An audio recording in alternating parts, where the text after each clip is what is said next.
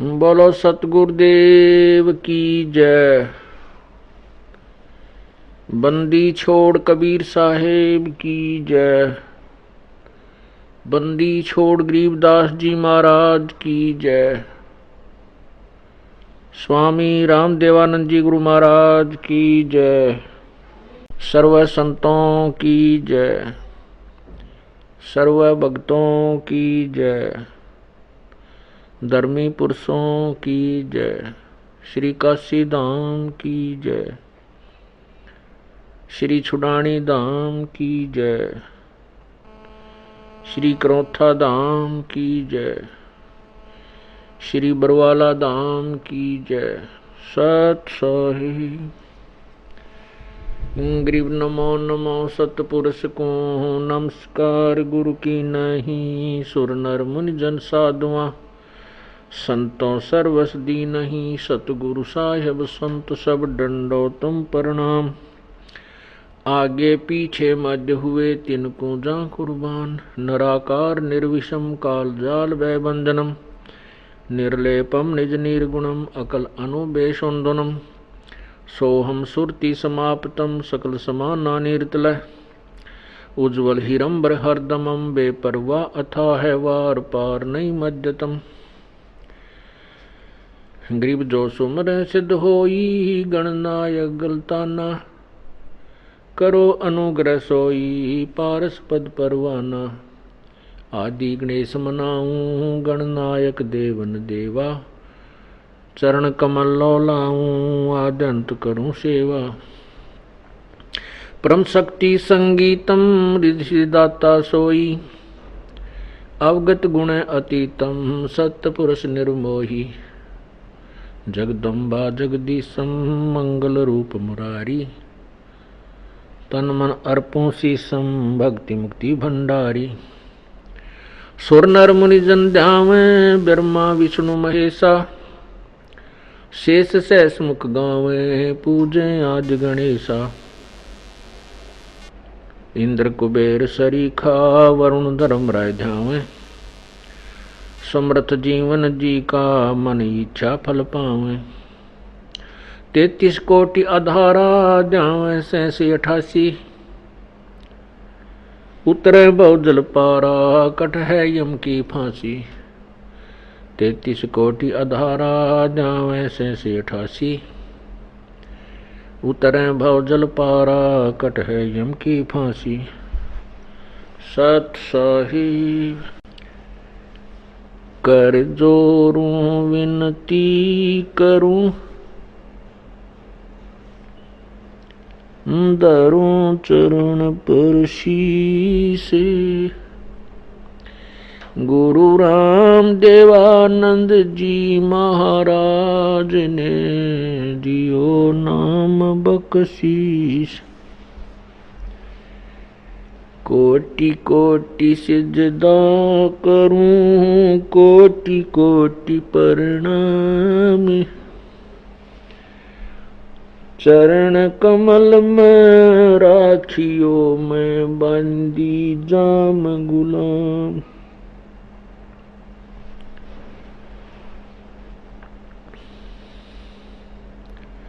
जय इब कै सतगुरु मिले। सब दुख आँखों रोए। चरणों ऊपर शीस रखूं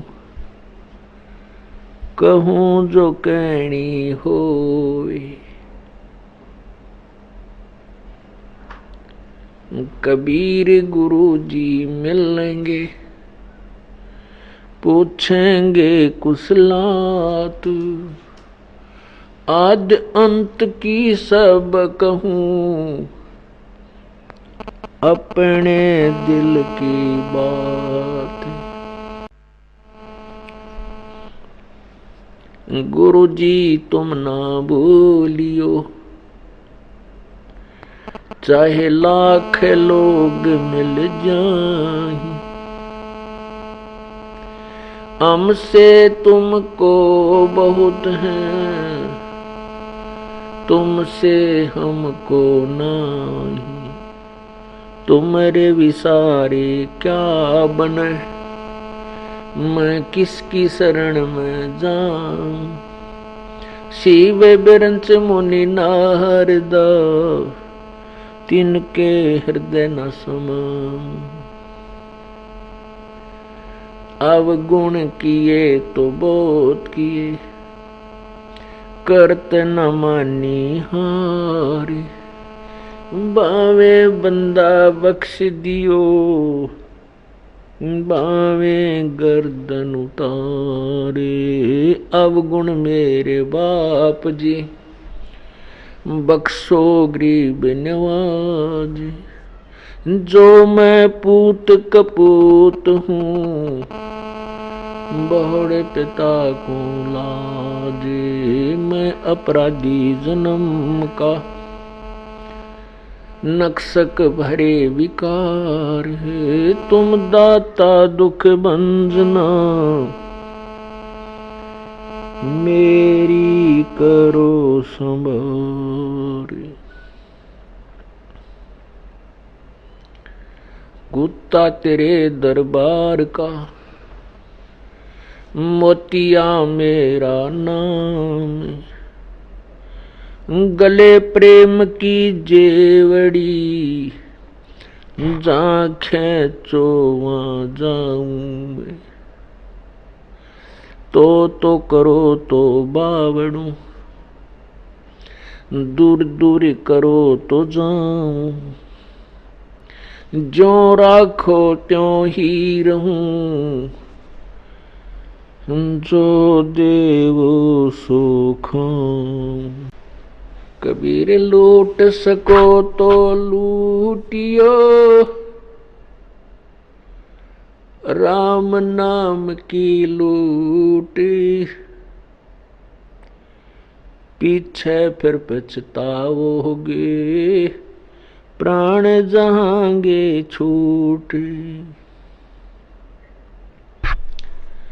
नहीं भरोसा देही का, ये विनस जावे छन माही।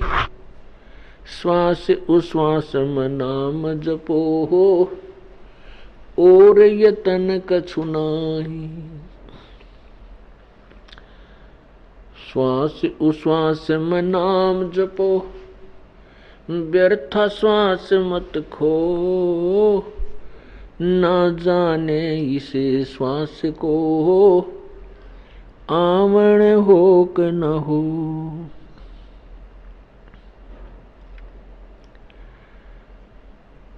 आग गए ना बावड़े, रते भी सब जाही। बिन साहेब की बंदगी, कहीं ठोर ठिकाना नहीं।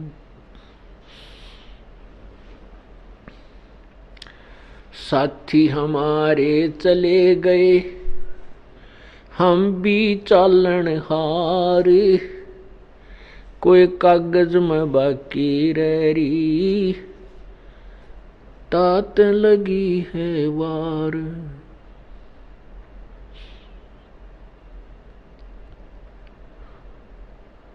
पतझड़ आवत देख कर, बन रोवे मन माही। वो ऊंची डारी पात थे, अब पीले हो जाही।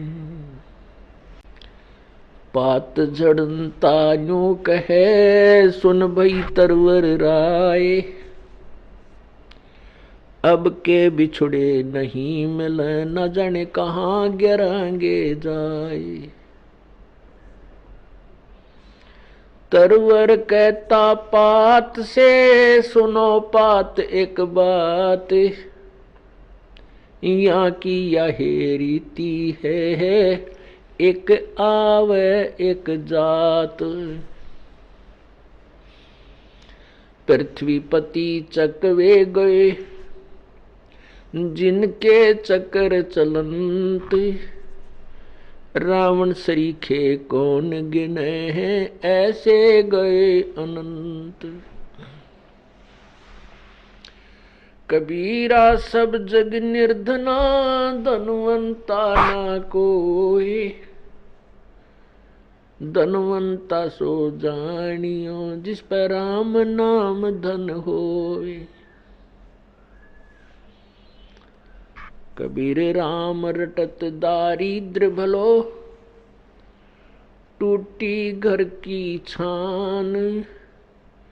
वो सुंदर महल किस काम के, जहां भक्ति नहीं भगवान।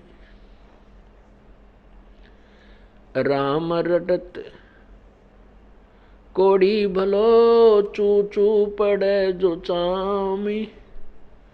वो सुंदर शरीर किस काम का, जा मुख नाही नाम। राम रटत कन्या भली, साकट भलो न पूत। छेरी के गल गल थना, जिसमें दूध ना मूत।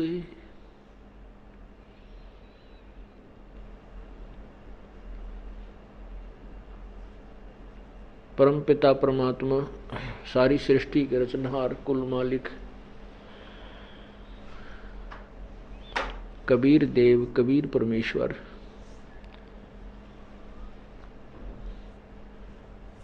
हम काल जाल में फंसी हुई अनजान आत्माओं को समझाने के लिए स्वयं ही यहाँ आते हैं और अपने यथार्थ ज्ञान को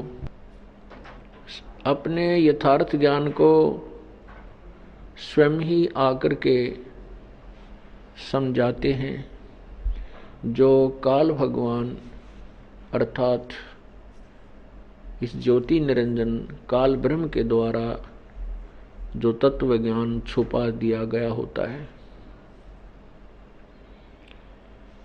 ये स्वयं को ही अपने आप को प्रभु सिद्ध कर बैठा होता है। अपने अनुभवहीन ऋषियों और महर्षियों के द्वारा उनके अपने अनुभव की पुस्तकें रचवा करके पूरे मानव समाज को ये भ्रमित करा चुका होता है। तब परमात्मा हम प्राणियों पर मेहर करते हैं, रजा करते हैं, उनको दया आती है हमारी इस दीन अवस्था की। फिर वो परमात्मा स्वयं ही यहाँ आते हैं, क्योंकि हम उनकी संतान हैं, हम उनके बच्चे हैं और अपने का दुख अपनों को ही होता है। काल हमारा कुछ नहीं है, ये ब्रह्म से हमारा कोई नाता नहीं है, इसके दिल में रहम नहीं हमारे प्रति। यदि रहम होता तो ना किसी का बेटा मारता, ना बेटी मारता, ना किसी का भाई मारता, ना किसी की बहन मरती, ना किसी की टांग कटती, ना किसी को कैंसर होती, ना कोई अंधा होता, ना ये गधा बनाता, ना गधी बनाता। इसके कोई रहम नाम की चीज नहीं है। हम अपनी नालायकी के कारण इस काल के चुंगल में फंस गए। अब इसने हमें इतना भ्रमित कर दिया है कि हम अपनी अवस्था से, अपनी वास्तविक स्थिति से बिल्कुल अपरिचित हो चुके हैं। हमारी बुद्धि इतना ही काम कर रही है कि जन्म हुआ है, संतान उत्पत्ति करनी आवश्यक है, संतान नहीं हुई तो कोई जीवन नहीं है, और फिर ये बड़े हो जाएं, बड़े होने के बाद इनका ब्याह हो जाए, हमारा वंश चल जाए, फिर मेरी मृत्यु हो जाए। और फिर कुत्ते, गधे, सुअर आदि ये भी प्राणी बनते ही रहते हैं। ये तो कर्म आधार पर भोगना ही पड़ता है, ये तो बनना ही पड़ेगा। ऐसी थ्योरी, ऐसे सिद्धांत पर हम आधारित हो चुके होते हैं। परमात्मा आते हैं और वो यथार्थ ज्ञान बताते हैं।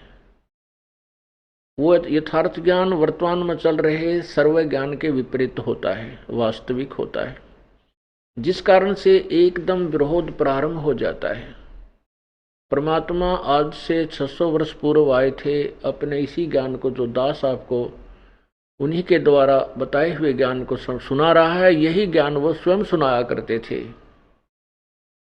और बहुत ही जबरदस्त विरोध हुआ था, सभी ये पीर लोग, मुसलमानों धर्म में जो पीर और काजी मुल्ला होते हैं, वो हिंदू धर्म के ये ऋषि महर्षि और गुरु, ये ब्राह्मण, ये सारे उस भगवान के शत्रु बन गए थे। उन्होंने प्रजा और राजा को भ्रमित करके, मिसगाइड करके परमात्मा के उस ज्ञान को जनसाधारण तक नहीं जाने दिया था।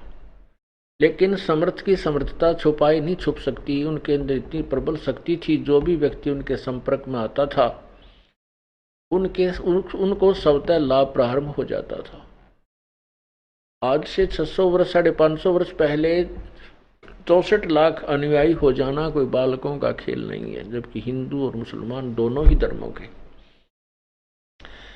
ये परमात्मा की समर्थता का प्रमाण था, ना कि ज्ञान का। क्योंकि ज्ञान तो परमात्मा यही बताया करते थे जो दास आपको बता रहा है, जो आज सभी सदग्रंथों में विद्यमान है, पवित्र चारों वेदों में, पवित्र श्रीमद् भगवत गीता जी में, पवित्र पुराणों में, कुरान में, बाइबल में, पवित्र बाइबल में, पवित्र कुरान में। ये वही ज्ञान है जो परमात्मा पहले बताते थे। लेकिन उस समय उन पीरों ने, मुल्लाओं और काजियों ने, ब्राह्मणों ने, ऋषियों ने, नकली संतों ने कहा कि कबीर अशिक्षित है, ये किसी भी भाषा से परिचित नहीं है, इसलिए ये पुराणों या वेदों या गीता जी के और वेदों के विषय में जो कह रहा है ये बिल्कुल निराधार है। इसलिए हम अनजानों को, क्योंकि हम शिक्षित नहीं थे, हमने उनकी इन बातों को सत्य मान लिया कि सचमुच कबीर जी अशिक्षित हैं, बाकी शक्ति बहुत है इनमें, क्योंकि हमें लाभ हो रहा है, ये कोई सिद्ध पुरुष है। तो ऐसे हमने उस भगवान को पहचाना नहीं, और वो हम उनके साथ ज्ञान आधार से नहीं लगे थे, केवल अपने सुख के कारण लगे थे, लाभ के कारण लगे थे, जो सांसारिक लाभ ही हम चाह रहे थे। तो जिस कारण से हम फेल हो गए थे, क्योंकि परमात्मा को ये मालूम था कि ये भोली आत्मा केवल देखा देखी लग रहे हैं, इनको ज्ञान कति नहीं, इनको मेरे पर विश्वास नहीं है। और यही सिद्ध करने के लिए, क्योंकि परमात्मा सत्संग में कहते थे कि तुम सभी केवल स्वार्थ वश लग रहे हो, अपने संसारिक और यहाँ के ही व्यवस्था को मांगने आते हो, तुम परमार्थ नहीं चाहते हो। लेकिन वो भोली आत्मा कहा करती, नहीं जी हम तो मोक्ष ही चाहते हैं, हम तो मोक्ष ही चाहते हैं। तो परमात्मा ने उनको एक पिछोड़ लगाई थी, उन्हीं की सती थी, उन्हीं के सामने प्रकट करनी चाहिए थी।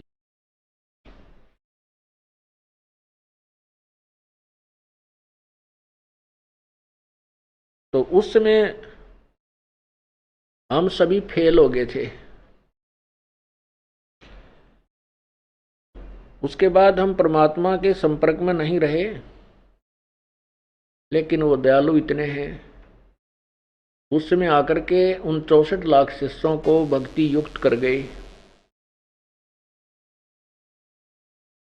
उनको रिचार्ज करके चले गए, जिस कारण से उनके अभी तक मनुष्य जन्म होते हुए आ रहे हैं।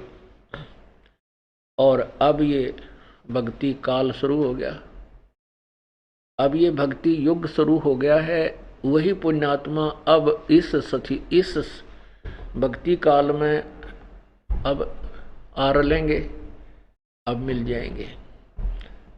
कुछ का जन्म हो चुका है, कुछ का अब हो रहा है। आप लोगों के बच्चों के रूप में, संतान के रूप में पुण्यात्मा आ रही हैं, जिनके पूर्व संस्कार बहुत अच्छे होंगे, और आपके बच्चों की तरफ से आप निश्चिंत हो जाओगे, उनको कोई कष्ट नहीं होगा। बचपन से ही उनको भगवान की भक्ति प्राप्त हो जाएगी, और वो पुण्यात्मा अपना मोक्ष कराएंगे। परमेश्वर कबीर जी की शक्ति से प्रभावित होकर के प्रभु के 64 लाख शिष्य हो गए थे। परमात्मा ने ये देखना चाहा कि ये मेरे विचारों को से कितने परिचित हैं, इनके अंदर कोई दृढ़ता भी है जो ये बोलते हैं कि हम तो मोक्ष चाहते हैं, हम आपके अतिरिक्त किसी को नहीं चाहते हैं, आप हमारे परमात्मा हो, आपसे हमें वो सुख मिले हैं जो हमें कहीं पर भी प्राप्त नहीं हुए थे। ये ऊपरले मन से कह रहे हैं या इनके अंदर भी कोई स्थान है। ये परीक्षा लेने के लिए परमात्मा ने, कबीर परमेश्वर ने एक लीला की थी। अपने प्रिय भक्त, प्रिय शिष्य रविदास जी से कहा कि आप मेरा सहयोग दें, मेरे साथ रहें। सब कहानी उनको बता दी थी पहले। परमात्मा ने एक हाथी किराए पर लिया एक दिन के लिए।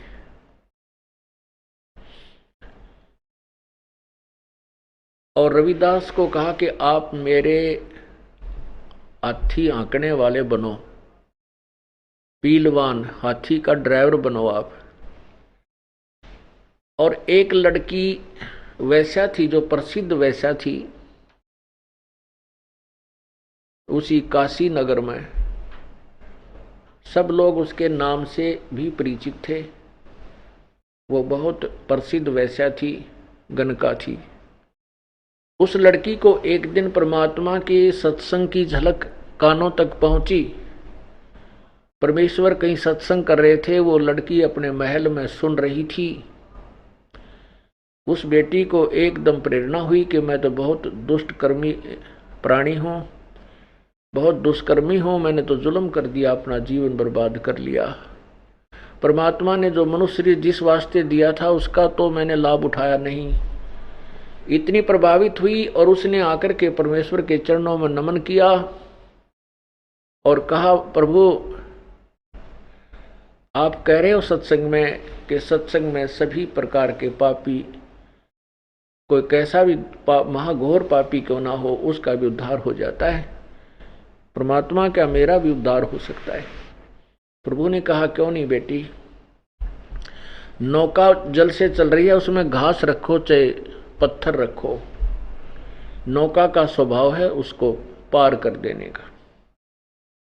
आप भगवान की चरणों में आओ, उनका नाम जाप करो, कोई कितना भी दुष्कर्मी है उसके पाप परमात्मा अक्षमा कर देता है, यदि वो सच्ची श्रद्धा से, सच्ची लगन से परमात्मा की शरण ग्रहण करता है, अव्यभिचारी विधि से जो परमात्मा की साधना करता है।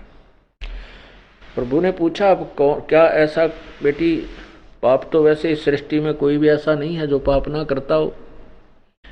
वो पुण्यात्मा है जो अपने पापों को पहचान करके दुखी हो जाते हैं। आप क्या काम करते हैं? तब उसने बताया, भगवान मैं ऐसे ऐसे गणिका हूं और मैंने आपकी अमृतवाणी सुनी प्रभु, मैं बहुत प्रभावित हो गई हूं।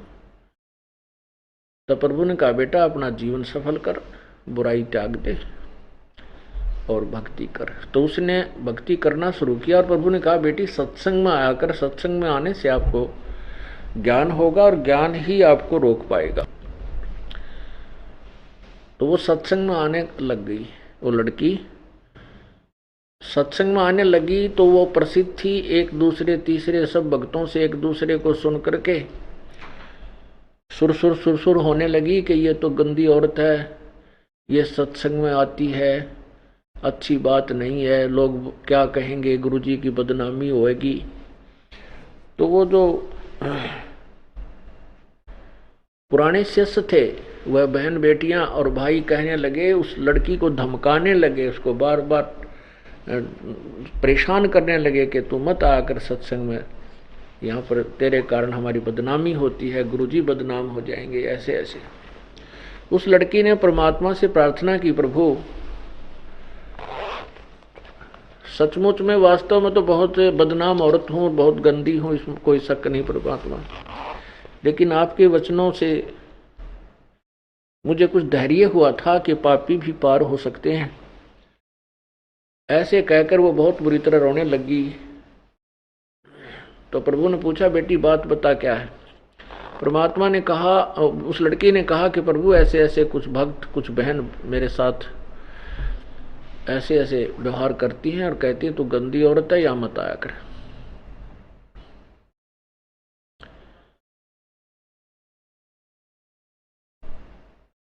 तो परमात्मा ने सत्संग के माध्यम से कई बार उनको समझाने की चेष्टा की। क्या कहते हैं, भाई कुष्टी हो वह संत बंदगी कीजिए, हो वैश्या के विश्वास चरण चित दीजिए। परमात्मा कहा करते, यदि भक्त कोढ़ी भी हो और सत्संग में आ गया है, चाहे वो कोढ़ी है, कितना ही भयंकर, कोढ़ से बूंदा रोग नहीं होता जिसमें माखी बन के और उसका चाम मांस कट कट गिरता होता है। कहते ऐसा भी कोई भक्त नाम ले रखा है, उससे भी आप नफरत मत कीजिए। और हो वैश्या के विश्वास चरण चित दीजिए। यदि किसी गण का भी शरण में लगी हुई है, प्रभु की दृढ़ता से विश्वास के साथ वो भक्ति कर रही है, उसको भी आप आदर की दृष्टि से देखना और आम बहन भाई की तरह उसको प्रणाम करना, सच्चाई बोलना। क्योंकि सत्संग में अगर नहीं आएंगे तो विकार कैसे छूटेंगे, अपनी कमजोरियों का पता कैसे लगेगा, निर्मल कैसे होंगे। यदि हम सरोवर में जल में कपड़े को भिगोएंगे ही नहीं, उसमें डालेंगे ही नहीं, डालने देंगे ही नहीं, तो उसका मैल कैसे छूटेगा। परमात्मा समझाया करते थे। गीता जी में भी लिखा है कि चाहे कितना ही व्यभिचारी व्यक्ति क्यों ना हो, वो भी संत साधु यानी भक्त मानने योग्य होता है। क्योंकि वो सत्संग में आएगा, बुराई कर रहा है, फिर उसको ज्ञान होगा, झटका लगेगा, फिर वो बुराई छोड़ देगा। यदि सत्संग में आएगा नहीं, उसको अच्छे विचार मिलेंगे नहीं, तो दुराचारी व्यक्ति कैसे सदाचारी बन पाएगा। वो बाज नहीं आते, वो अपने ही सोच से, अपने ही विचारों से चलते होते हैं। वो संत के विचारों को न मान करके अपने आप को वो ज्यादा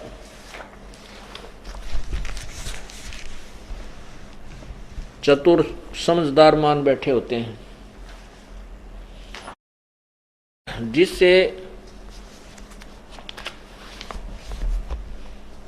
सत्संग की मर्यादा समाप्त हो जाती है।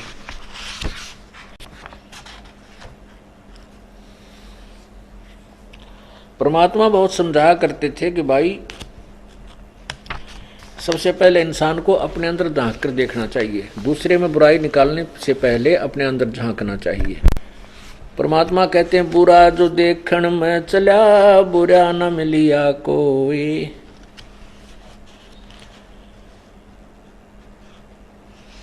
जब मन खोजा अपना, तो मुझसे बुरा ना कोई।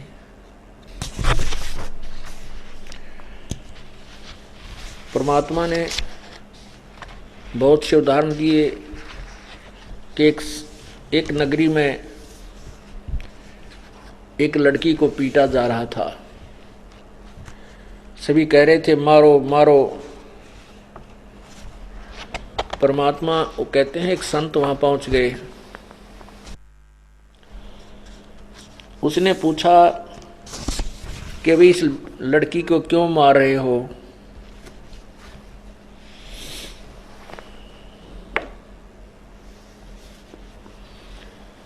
तो उन्होंने बताया कि ये बहुत नीच है, उल्टा है, इसने सारे नगर का माहौल खराब कर दिया है। संत ने कहा ठीक है बेटा, ये ऐसे निकम्मे प्राणी को तो अवश्य पीटना चाहिए और भगा देना चाहिए, पर सुनो मैं बताता हूं इसको कैसे सजा दी जाएगी ताकि इसको अच्छा सबक मिले। उन्होंने कहा, सब खड़े। उनको पता था कि संत बड़ा सिद्धि वाला है और इसके वचन में बहुत शक्ति है, यदि इसने जो बात कह दी तुम्हारे ऊपर आपत्ति आ जाएगी, इसलिए उसके आज्ञा का पालन करना उन्होंने अपनी मजबूरी समझी। सब खड़े हो गए, रुक गए। अर्थात उस लड़की को पीटना बंद कर दिया। उस संत ने कहा कि तुम सब पत्थर उठाओ और इसको एक एक पत्थर बारी बारी लगाएंगे ताकि अच्छे समय तक इसकी पिटाई हो। फिर कहा कि सब ने जो पत्थर उठा लिया एक एक, तब उन्होंने कहा कि केवल वही पत्थर मारे जिसके मन में जरा भी विकार ना हो और जिसने कोई ऐसा अपराध करने की कभी सोची भी ना हो और ना करता हो। यदि ऐसा है तो पत्थर मारे, नहीं तो वो भस्म हो जाएगा। कहते हैं किसी के भी हाथ में पत्थर नहीं रहा, सब पत्थर गे डालकर अपने अपने घर को चल पड़े। तो परमात्मा कहते हैं बुरा जो देखण में चला बुरा न मिलिया खोए, जब मन खोजा अपना तो मुझसे बुरा न कोई। हम इतने पाप करते हैं लेकिन दूसरा कोई किसी के विषय में वही झूठा साचा सुनते हैं तो उसको बड़ी घृणा की दृष्टि से देखते हैं और अपनों को कभी नहीं उगाड़ते। परमात्मा ने बहुत बार कहा लेकिन उन शिष्यों के वो बाज नहीं आए, क्योंकि वो तो अनाड़ी टोल इकट्ठा हो रहा था, देखम देखा लाग रहे थे, उनको ज्ञान नहीं था। परमात्मा कहते हैं ज्ञान संपूर्ण नहीं भया हृदय नहीं छदाए, देखा देखी भक्ति का यो रंग नहीं ठहरावे। ज्ञान संपूर्ण होया नहीं और हृदय नहीं छदाए, यानी हृदय में उसकी कसक नहीं बनी, हृदय में दिल में जगह नहीं बनी कि इस ज्ञान और इस परमात्मा संत के अतिरिक्त कोई ठिकाना नहीं है। ज्ञान से बनती है ये बातें। सुख तो छोटा मोटी राहत तो अन्य संत भी दे सकते हैं, झाड़ा लानिए भी दे देंगे, लेकिन वो गधे कुत्ते सूर बनने से नहीं बचा सकते। और भयंकर कोई कर्म की मार आ गई तो वो झाड़े लानिए नहीं बचा सकते। दादू साहब कहते हैं और संत सब कूप हैं और कहते जरीता नीर, दादू अगम अपार है वो दरिया सत कबीर। छोटी मोटी राहत तो साधारण से भी संत दे सकते हैं, लेकिन जैसे कोई कुआं भी लाभ दे रहा है, कुआं केवल पीने के लिए ही काम कर सकता है। और कहते जरीता नीर, जरीता जैसे झरने होते हैं वो थोड़े से अक्षेत्र में सिंचाई भी कर सकते हैं, लेकिन दादू अगम अपार है वो दरिया सत कबीर। तो दरिया की जो कैपेसिटी है, उस दरिया की जो अक्षमता है, वो उन कुओं से तथा उन झरनों से कहीं अधिक है, बहुत अधिक है।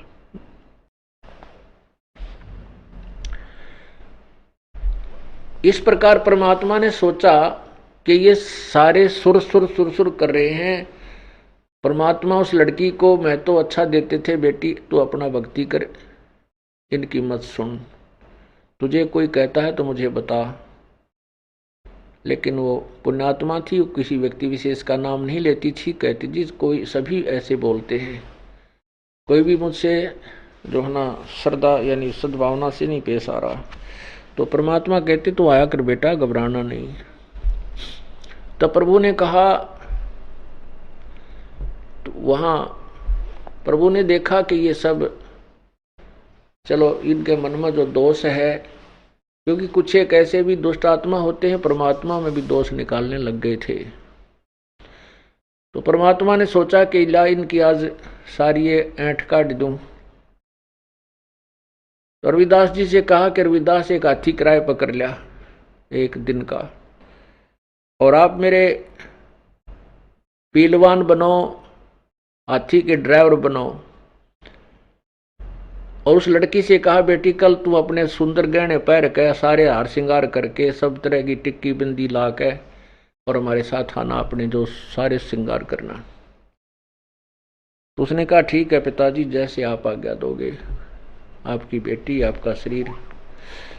तो उसने लड़की ने अपना सब श्रृंगार किया, परमात्मा के पास पहुंच गई उनकी झोपड़ी पे। वहां एक हाथी ला रखा था। परमात्मा ने एक गंगा जल भर लिया बोतल में, शीशी में, लड़की को हाथी के बीच में बैठा लिया। रविदास जी आगे हाथी को ड्राइव कर रहे थे और परमात्मा पीछे बैठ गए। लड़की के कंधे पर हाथ रख कर और एक हाथ में वह बोतल जो गंगा जल भर रखी थी उस शीशी को मुंह का लगा हुआ, ऐसे शराबियों वाली एक्टिंग कर रहे हैं और लड़की के कंधे पर हाथ उन्होंने रखा हुआ है। और वो सुप्रसिद्ध वैश्या और कहा, रविदास जी को बता दिया कि उस अच्छे भीड़ वाले बाजार में निकालना अपनी सवारी को। तो काशी के उस बाजार में से निकाल दिया जो जहां बहुत भीड़ लगी होती थी। जो भी देख रहा था वही कह रहा था, ले भाई वो कबीर है वहां। हम तो पहले ही कहा करते थे कि वहां ऐसे होता है ऐसे होता है, ले आज यह सामने आप पर प्रगट होगी। तो शराबी कवाबी आदमी है कबीर, तो ये देखो शराब पी रहा है और उस वैश्या के को साथ लिए फिर रहा है। अब वो जो बगैर नाम वाले थे, जो परमात्मा के शिष्य नहीं थे, वो परमात्मा के शिष्यों को लाओ पकड़ पकड़ के कि आ जाओ दिखाऊं तुम्हारे गुरु की के काले कारनामे। ये देखो वो क्या कर रखा, शराब पी और वैश्या को साथ लिए सरेआम घूम रहा है। इसने ये नहीं मालूम इतनी दारू पी रखी आज तो इसको ये नहीं पता तू कहाँ घूम रहा है। अब जो नकली शिष्य थे वो कहने लगे, कुछ एक ने तो वहीं कह दिया कि मैं ना था इनका शिष्य, मैं तो वैसे जाता था। कुछ एक ने कहा कि मुझे तो फलाना लेके जाया करता, मैं तो उसकी शर्म में जाया करता। कहने का भाव ये है 64 लाख के 64 लाख शिष्य अब अपने कर्म बिगाड़ के भगवान को ना पहचाना और भगवान में से दूर हो गए। कुछ एक पुण्यात्मा ऐसी थी जिनको ये ज्ञान था, परमात्मा का सत्संग सुन रखा था कि गुरु की बुराई ना करनी चाहिए, तो उन्होंने बुराई नहीं की परमात्मा की, लेकिन विमुख जरूर हो गए। भक्ति त्याग दी, उनके पास जाना बंद कर दिया, लेकिन गुरु की बुराई नहीं की। तो वो व्यक्ति इतना लाभ उठा गए कि उनको मनुष्य जन्म मिलते रहे, वो क्रेडिट भक्ति का रह गया। और जिन्होंने अपने मुख से भी गुरुदेव की बुराई कर दी कि सचमुच तो निकम्मा था, हमने तो पता नहीं था, तो उनकी भक्ति पर सारी पर क्रॉस लग गया, कांटा लग गया, खत्म हो गई। तो उनमें से उन 64 लाख में से जो ऐसे बच गए उनको मनुष्य जन्म मिलता हुआ आ रहा है। अब वो फिर परमात्मा प्राप्ति कर लेंगे, लेकिन वो कष्ट बहुत उठा लिया। क्या कितने मनुष्य जन्म हो गए उस दौरान 500-600 साल में, और कितने कितने कष्ट दुख। तो परमात्मा कहते हैं सतगुर विमुखा युग युग रोवे। तो अब वो जुड़ भी जाएंगे, यदि अभी पार नहीं हुए तो फिर भक्ति उनको अवश्य मिल गई है, परंतु मोक्ष तो नहीं हुआ। जिस कारण से जिसके लिए सारा कुछ ये क्रियाएं की जा रही थी, सारा ज्ञान दिया जा रहा था, वो सभी व्यर्थ गया। अब उधर से उन लोगों को, उन विरोधियों को अवसर मिल गया। सारे मुल्ला और काजी और साथ में ब्राह्मण, नकली गुरु, संत लेकर अपने सब समर्थकों को और भी दुनिया को भ्रमित करके और पहुंच गए कहाँ, वीर देव सिंह बघेल के दरबार में। और वहां उस दिन सिकंदर लोधी दिल्ली का राजा भी आया हुआ था, दिल्ली का बादशाह।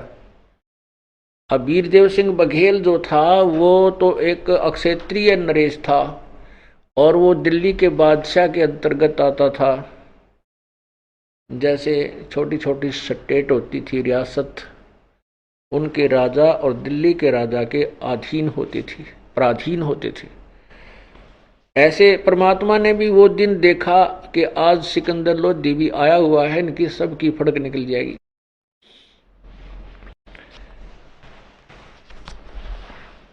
तो सभी काशी के जो नागरिक थे और साथ में एक सिकंदर लोधी का धार्मिक पीर था, शेख तकी। वो भी परमात्मा से ईर्ष्या रखता था। और उस धार्मिक पीर शेख तकी से सिकंदर लोधी जो दिल्ली का बादशाह था वो बहुत डरता था, उससे प्रभावित था कि सभी मुसलमान समाज इस शेख तकी की बात को मानता है। यदि ये मेरे से रुष्ट हो गया तो मेरे राज्य को खतरा हो सकता है। सभी काशी की नागरिक कई हजारों की संख्या में जब वहां पहुंचे तो सिकंदर लोधी ने पूछा कि क्या कारण है, किस कारण से आप ऐसे नाराज हैं, क्या बात होगी। तो उनको सब बात बताएगी, सब कहानी से परिचित कराया गया। तो कहा कबीर साहब, सिकंदर लोधी ने कहा कि लाओ उस कबीर को पकड़ के। और उधर से सिकंदर लोधी परमेश्वर कबीर जी का शिष्य भी था। सिकंदर लोधी के जलन का रोग भी परमात्मा ने ठीक किया था, जो किसी से भी उनका ट्रीटमेंट नहीं हुआ था, किसी से कोई समाधान नहीं बन पाया था, ना हिंदू मुसलमान संतों से, ना मुसलमान पीरों से। और सिकंदर लोधी के सामने परमात्मा ने और भी बहुत सी लीलाएं की थी। एक सिकंदर लोधी के सामने ही एक गाय को कत्ल कर दिया गया था और कबीर परमेश्वर ने उस गाय को जिंदा किया था, जीवित किया था, और उसे दूध निकाल की बाल्टी भर दी थी। एक कमाल नाम के लड़के को जो नहर में दरिया में बहता हुआ आ रहा था उसको जीवित किया था, जो बहुत दिनों से 1-2 दिन का मृतक था। शेख तकी की लड़की कमाली को परमात्मा ने कब्र से निकाल कर जीवित किया हुआ था। और सिकंदर लोधी फिर भी जनता के दबाव में आकर के और अपने ही गुरुदेव को अरेस्ट करने का आदेश देता है। हम इतने कर्महीन हैं, हम इतने ज्ञानहीन थे कि हम भगवान को नहीं पहचान सके, केवल अपना राज्य ही दिखाई दिया। उसने सोचा कि जनता नाराज होगी तो तेरा राज चला जाएगा। उस नालायक को यह नहीं पता था जब भगवान रुष्ट हो गया तो तू कहीं का भी नहीं रहेगा, और राज्य तो भगवान के हाथ में होता है। सिकंदर लोधी ने कहा कि लाओ उसको पकड़ के। अब जनता के अंदर नंबर बनाने के लिए उस नालायक सिकंदर लोधी ने, अब जनता कहीं तेरे से रुष्ट ना हो जाए, अपने हाथों से हथकड़ी लगाई, अपने हाथों से गल में तोक डाल दी। एक भारी बेल होती है वजनदार, इन्हों गर्दन भी मुश्किल से उठे, और पैरों में बेड़ी बांध लगा दी, अपने हाथों चाबी से बंद किया। और सभी सिकंदर वो शेख तकी और अन्य नागरिक कहने लगे, वो गुरु लोग, पीर लोग जो परमात्मा से के शत्रु बने हुए थे, कहने लगे इसको दरिया में डबो दो, जो का त्यों, हथकड़ी टुकड़ी बांधे बूंदे उसके वहां डाल दो, दरिया के गंगा के मझधार में डाल दो, बीच में ले जा करके। अंत में यही फैसला फाइनल हुआ और एक नौका में बैठा करके 5, 7, 10 मस्टंडे नौका में चले गए और उठा करके बीच में, दरिया के बीच में, गंगा के बीच में उठा करके परमात्मा को पटक दिया। परमात्मा उस गंगा के जल के ऊपर ऐसे बैठे जैसे आसन पर विराजमान हो। हाथों की हथकड़ी, पैरों की बेड़ी, गले की तोक अपने आप टूट कर दरिया में गिर गई और प्रभु ऐसे बैठे हैं आराम से। अब वो नौका वाले तो वापस आ गए। अब उन पीरों ने, गुरुओं ने, हिंदुओं के जो ब्राह्मणों ने, ऋषि और संतों ने देखा कि ये तो ना मरा, अब इसको मारो। कैसे मारे? पत्थर मारे, पत्थर मारो, पत्थर मारो, डले मारे, पत्थर मारे, फिर बोले गोली मारो। गोली का आदेश दे दिया। क्यों? राजा का। राजा प्रभावित था जनता से, इतनी जनता रही, भाई कुछ भी करो, मैं क्या करूं। अब गोली मारे परमात्मा के, तीर मारे, एक भी आसपास नहीं जा, कोई तो वहीं फ्यूज हो जा, कि तो को ऊपर नमू हो जा, कोई इधर जाए कोई इधर जाए। फिर आखिर में क्या कहा कि तोब लाओ तोब, वो तेरा गजब। 4 पहर तक तोब के गोले, तोब ये भगवान, तोब का गोला तो बड़े बड़े किला न ढा के घेर दे। 4 पहर यानी 12 घंटे। ओहो, तोब के गोले अंधाधुंध दुष्ट आत्मा ने ये नहीं सोचा तुम कर क्या रहे हो नालायक को। ये मानस मनुष्य है जिसके ऊपर एक गोली में आदमी बच जा क्या, लेकिन बुद्धि का नाश हो रहा था उनका सबका। 12 घंटे तक तोब के गोले नु गुब्बा गुब कहते हैं, वो गोला या तो वही फ्यूज होकर वहीं गिर जाए नु परमात्मा से 100 फुट की दूरी पे, या दूसरी किनारे पर जा, या और कहीं दूर चला जा, आसपास के तालाब भी सुखा दिए जो उसके दरिया के साथ साथ भर जाती हैं झील, वो भी सुखा दी उन तोब के गोलों ने, लेकिन परमात्मा के छींट ना लगी। तब थक के सब कहने लगे अब क्या करें, कैसे लें इसके प्राण, कैसे मारें इसको पापी को। ओए होए होए। तो प्रभु ने देखा ये अनाड़ी लोग हैं, ये काल प्रेरित हैं, ये नहीं डिगेंगे यहां से। परमात्मा ने नीचे गोता लगा दिया, जैसे ऐसे नो के नो अपने आप जल में समा गए नीचे को। तब उपस्थित उन ईर्षालुओं ने कहा ले डूब गया जुलाहा, डूब गया दानक, मर गया कटगी रात, कटगी रात टंटा मिटा, अब इसके ऊपर का रेत रात फिर के मर जाएगा अंदर ही। अब रविदास जी परमात्मा की महिमा बहुत सुनाया करते थे, कहते थे ये भगवान है तुम नहीं समझ सकते। तो वहां के वो पीर मुल्लार शेख तक इकट्ठे होकर कहने लगे चलो उस रविदास के पास आज पूछते हैं कहाँ गया तेरा भगवान। तो वहां पहुंचे तो परमात्मा अंदर रविदास की झोपड़ी में एक तारा लेकर अपनी महिमा आप पे गाने लग रहे, एक शब्द सुना रहे थे। अब जो भी देखा खिड़की में आगे उल्टा है बाजले, क्यों बैठा जुलाहा, तो यो बैठा वो दानक। अब सब देखें और भाग लें, सब देखें और भाग लें। कहाँ गए, सिकंदर लोधी के पास गए कि वो तो छुप के जादूगर है, रविदास के घर बैठा है। और फिर रविदास के घर दोबारा देखने गए, वहां कोई नहीं मिला। रविदास जी से पूछा कि कहाँ गए वो, यहाँ अभी आवाज आ रही थी। रविदास बोले तुम ना समझ सकते उस परमेश्वर की महिमा को, तुम्हारे अंदर तो भूत सवार हो रहा है ईर्षा का, मुझे क्या पता कहाँ है। तो किसी ने देखा कि वो तो वहीं फिर बैठे हैं दरिया के ऊपर ही, वहां फिर भागे गए लाबड़दा, देखा तो परमात्मा वहीं फिर ऊपर बैठे हैं ठाठ से। तब सिकंदर लोधी ने प्रार्थना की कि आप बाहर आ जाओ, एक नौका भेज दी, परमात्मा उस नौका में बैठकर आगे उल्टे। अब उस दुष्ट आत्मा ने क्या किया कि हाथों में फिर हथकड़ी जड़ दी, तो बांध हाथ पैर दोनों बांध के। एक खूनी हाथी होता है जो आदमी को खा जाता है, मार के कुचल के और मार डालता है, उसके खून को पीता है और उसको शराब पिला करके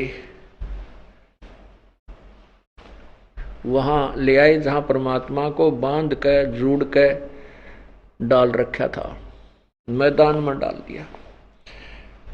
अब पीलवान जो उसका हाथी का कंट्रोलर होता है उसको समझा दिया कि इसको खत्म करवा दे, इस हाथी के द्वारा नष्ट करवा दे जनता के सामने।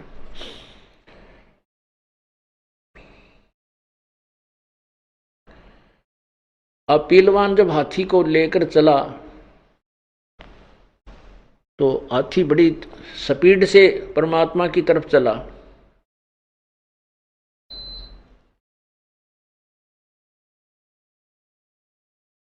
और जब निकट आ लिया तो प्रभु ने अपने साथ ही अपनी शक्ति से एक शेर दिखा दिया। और हाथी शेर न देखने के बाद चाहे वो शराब के कुछ भी पी रखी हो, कालजा पाट जाए, इतना डरता है।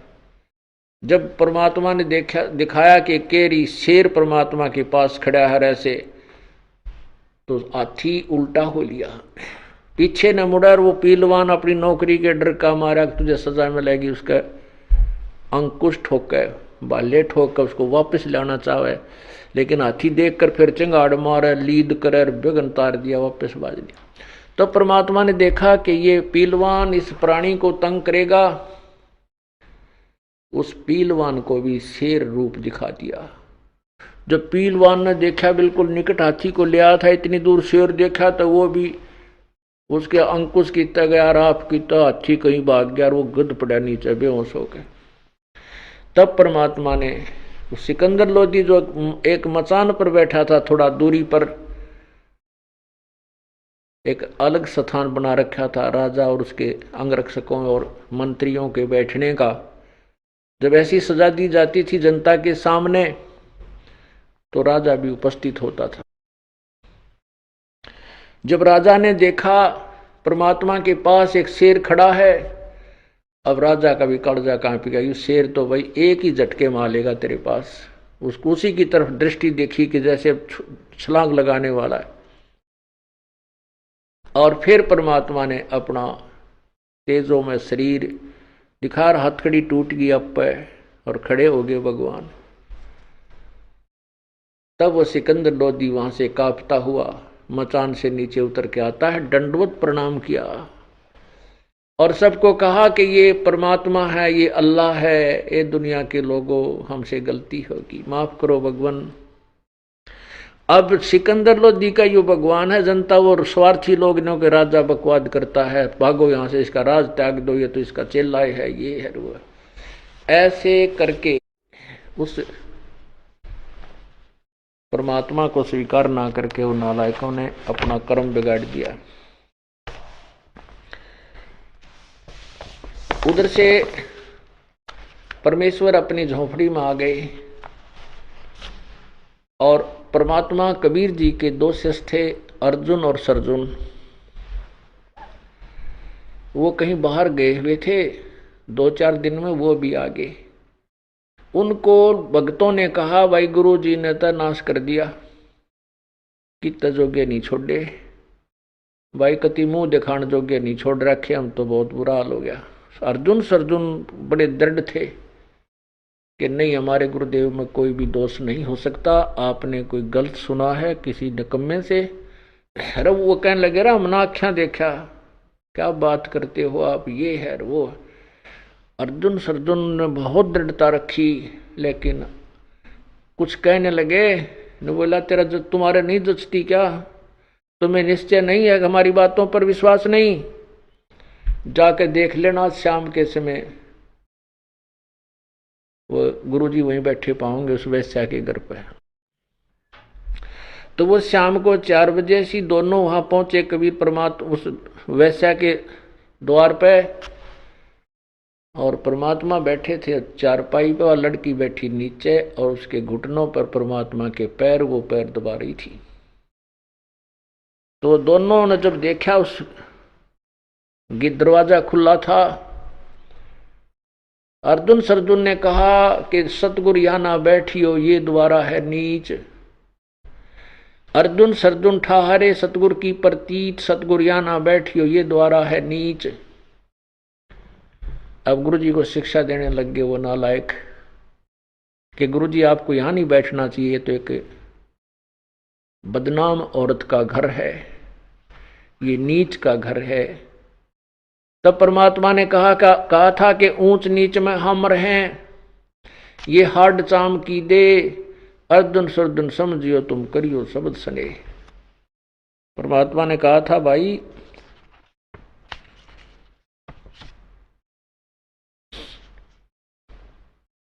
हम तो सर्वव्यापक हैं, आज कोई ऊंच बना है नीच बना, ये सभी मेरी ही आत्माएं हैं। मेरी आत्मा, मेरा जो लगाव इन सभी के साथ समान है। कोई गधा बना है, पशु बना है, पक्षी बना है, ये सब हैं तो मेरे ही बच्चे, तो मैंने तो सभी का उद्धार करना है। और ऊंच नीच कैसे वर्णन करोगे? हाडचाम की तुम्हारा शरीर, हाडचाम का इस लड़की का शरीर, तुम्हारे अंदर दुष्टता है, तुम्हारे अंदर यकीन नहीं है, इसमें भी विश्वास है, तो हम विश्वास के पास हैं। और तुम अपना कर्म बनाओ, नाला को कर्म मत बिगाड़ो, अपनी भक्ति करो जो हमने तुम्हें उपदेश दे रखा है। तुम मुझे शिक्षा देने आए हो, तुम तो मेरे गुरु हो गए, फिर शिष्य कहाँ रहे? इतना कहते ही उनकी बुद्धि बदल गई। उनको समझ में आ गया कि हाँ भगवान हमसे गलती होगी, पर चरण पकड़े, माथा टेका, नाक रगड़ा, हमें माफ कर दो, गलत हो गया हमारे से। हमने अन्य भक्तों के कहने से हमारे मन में भी दोष आ गया। परमात्मा बोला भाई आ गया तो आ गया, मैं क्या करूं, परीक्षा में तुम फेल हो गए। तब उनको इतना ज्ञान समझ में आ गया कि हे भगवान, हे परमात्मा, हमें पार करो, हम पापी आत्मा है, हमसे गलती हो गई है।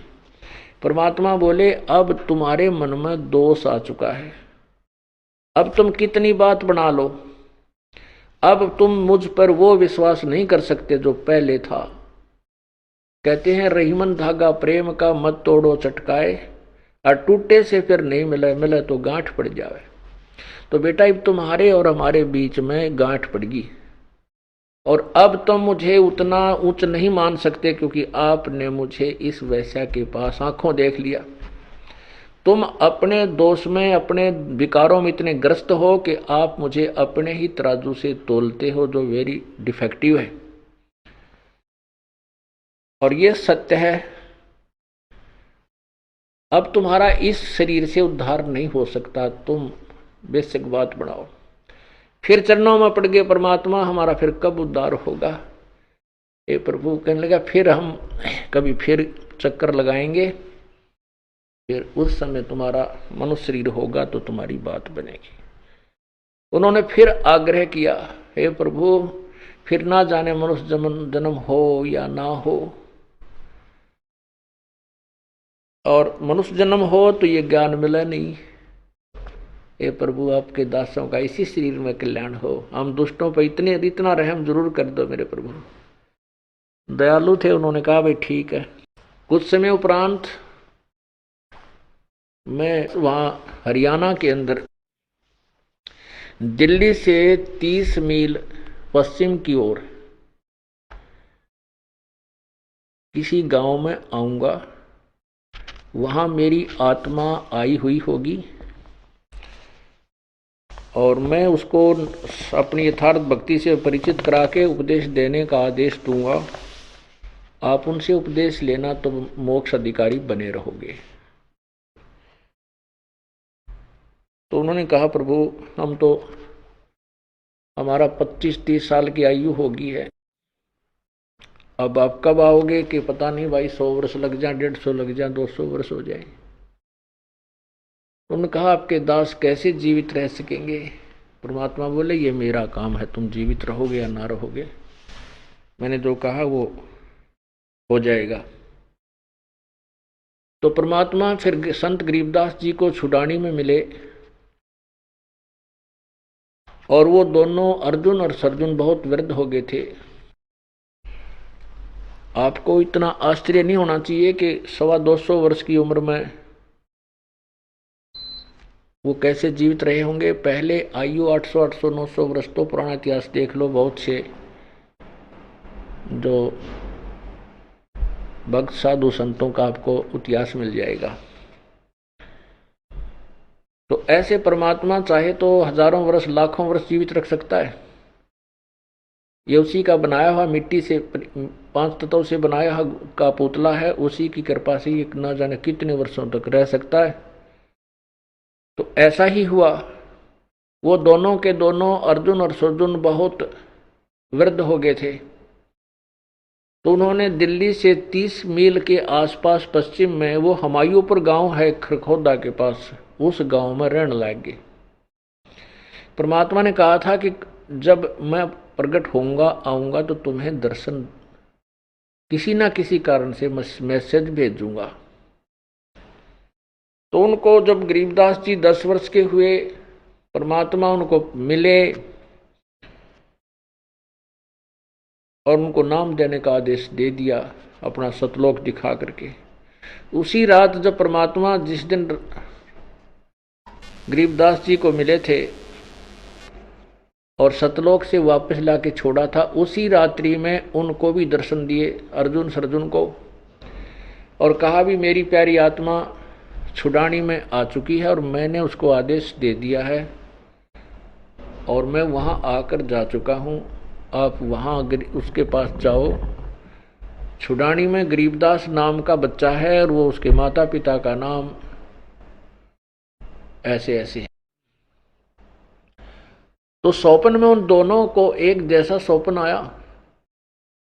तब एक ने अर्जुन ने कहा सर्जुन से कि सर्जुन आज मुझे भगवान दिखाई दिए थे उसी स्वरूप में।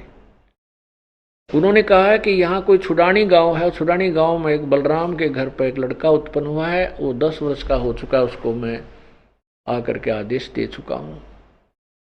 तो सर्जुन ने कहा कि यही ज्यों का त्यों संदेश मुझे मिला है प्रभु का। फिर जो भक्त उनकी सेवा किया करता था, जिसके घर वह रुके हुए थे उस पुण्यात्मा के, उसने उनसे पूछा कि वो यहाँ कोई छुड़ानी गांव है आपके आसपास। तब उस व्यक्ति ने कहा जी पता करता हूं, मैं परिचित नहीं हूं उस गांव से। तो उस समय ये ब्राह्मण और नाई ये नगर नगर गांव गांव में जाते थे रिश्ते आदि करने के लिए। तो उनको तकरीबन सभी गांव का ज्ञान होता था। उनसे पूछा तो उन्होंने बताया कि ऐसे ऐसे एक छुड़ानी गांव है बहादुरगढ़ से पर दूसरी साइड में, और वो वहाँ है, वो छोटा सा गांव है। तो उन दोनों अर्जुन सर्जुन ने अपने उस सेवक से कहा कि बेटा आपने हमारे ऊपर बहुत रहम किया है, हमारी बहुत सेवा की है, एक अंतिम सेवा और कर दे कि हमें किसी प्रकार वहां उस गांव में भिजवा दे, छुड़ानी में छोड़ा। उस व्यक्ति ने अपना एक गाड़ी का छोटी गाड़ी यानी रेडू का आकर रेडू, वो छोटा सा होता है 2-4 फुट चौड़ा 3-5 फुट लंबा, वो तैयार किया। उसमें दोनों बैठाए जोटा बुग्गी टाइप से, और उसमें अपने बैल जोड़ के उन दोनों को लेकर के वहाँ पहुँचा। वहाँ पता किया तो मिल गए। तब वो गरीबदास जी से उन्होंने उपदेश लिया और अपना अधिकार बनाया, अधिकारी बने। फिर वो 6 महीने वहीं रहे, वहीं शरीर छोड़ दिया उन्होंने। छुड़ानी के अंदर उनकी वो यादगार भी बना रखी थी, अब तो तोड़ ताड़ दी बाद में। तो हम वहाँ जाते थे, वो लोग बताया करते थे कि यहाँ अर्जुन सर्जुन की समाधि बना रखी थी, यादगार बना रखी थी, वो तुड़वा दी किसी संत ने।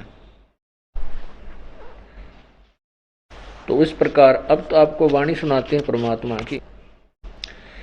फिर गणका के संग चले सीसी बरी शराबे, गरीबदास उस पुरी में जुल्हा भया खराबे।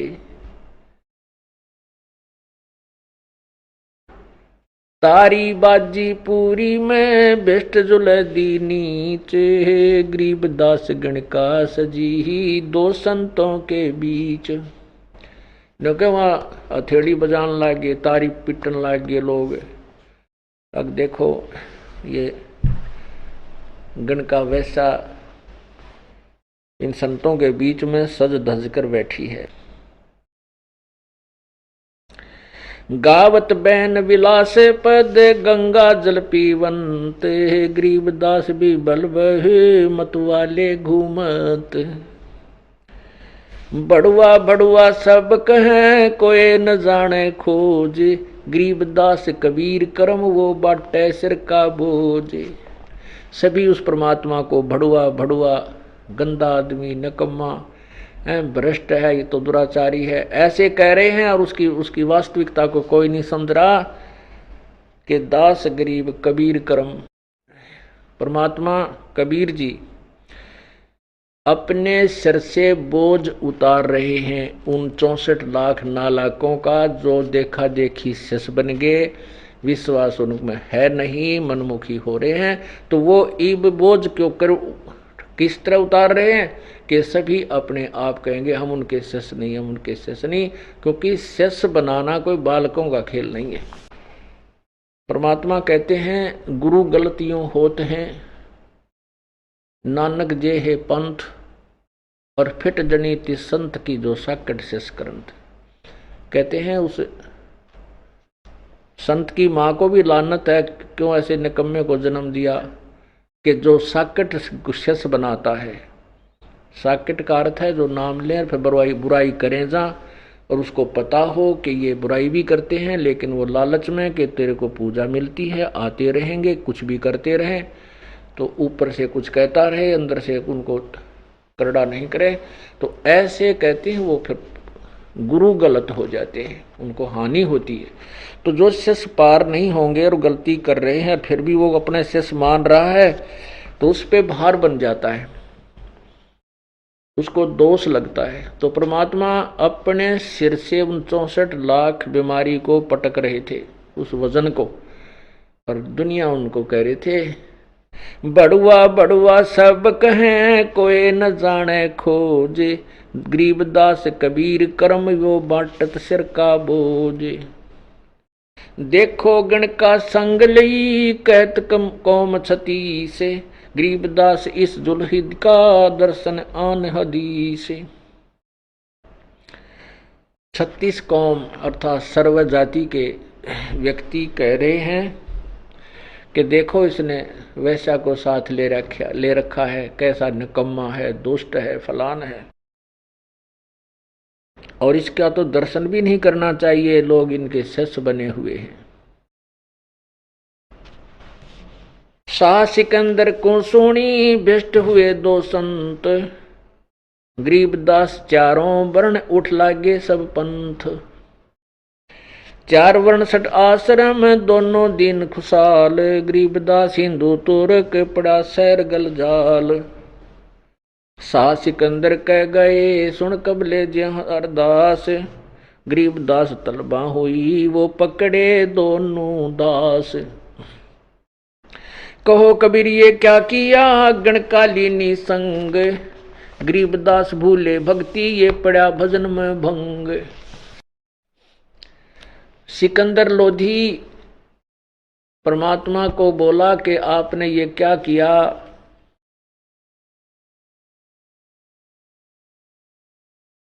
आपका भजन भंग हो गया, आपने ये क्या लीला क्या कर दिया, शराब पी और साथ में एक वैश्या के संग का संग किया। कहो कबीर ये क्या किया गणकालीनी संग, गरीबदास भूले भक्ति तेरे पड़ा भजन में भंग। परमात्मा क्या कहते हैं, सुनो सिकंदर बादशाह हमरी अर्ज आवाज, गरीबदास वो राक्षसी जिनियो साजा साज। अब सिकंदर ने क्या समझाओ भगवान के, कहने लगे कोई बात नहीं, जो उसकी लीला है वो रक्षा करेगा मेरी। जड़िया तोक जंजीर गल शाह सिकंदर आप, गरीबदास बदलीन है तारी जप्पा जाप। हाथों में थकड़ी जंजीर, गल में तोक, उस सिकंदर लोधी ने स्वयं ही उन परमात्मा के लगाई। जड़िया तोक जंजीर गल शाह सिकंदर आप, गरीबदास पदलीन है वो तारी अजप्पा जाप। हाथों जड़ी हथकड़ी पग बेड़ी पैराए, गरीबदास बीच गंगा में दीना ता छटकाए। वहां पटक दिया ठाकर गंगा के बीच में। जड़गे तोक जंजीर सब लगे किनारे आए, गरीबदास देख खलक स्यों काजी बादशाह। हाथ तकड़ी, हाथों की तकड़ी, गले की तोक और सभी पैरों की बेड़ी अपने आप टूट गई। और इस सारे लीला को सभी संत, वो नकली पीर, मुल्ला काजी, सारी जनता और साथ में सिकंदर बादशाह भी वहीं खड़ा था।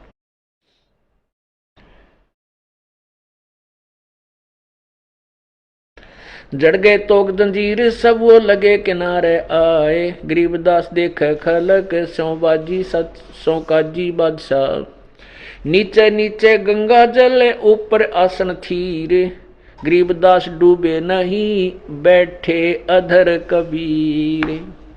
यो अचरज कैसा भया ये देखें दोनों दीन। गरीबदास का जी कहें इसने बांध दिया जलसीन। अब वो नकली आदमी क्या कहते हैं, वो काजी कहते इस जादू जंत्र करके इसने जल को बांध दिया, इसलिए ये ऊपर बैठा है। तुम बांध दो न, पढ़ो निष्का मान निकम्यो दुनिया न बकारे। तुम बांधो बैठ, तुम भी बराबर में बैठो ना जाके जब माना। तो कुछ तो है, शक्ति है तभी तो परमात्मा है, पर शक्ति नहीं तो भगवान कौन माने।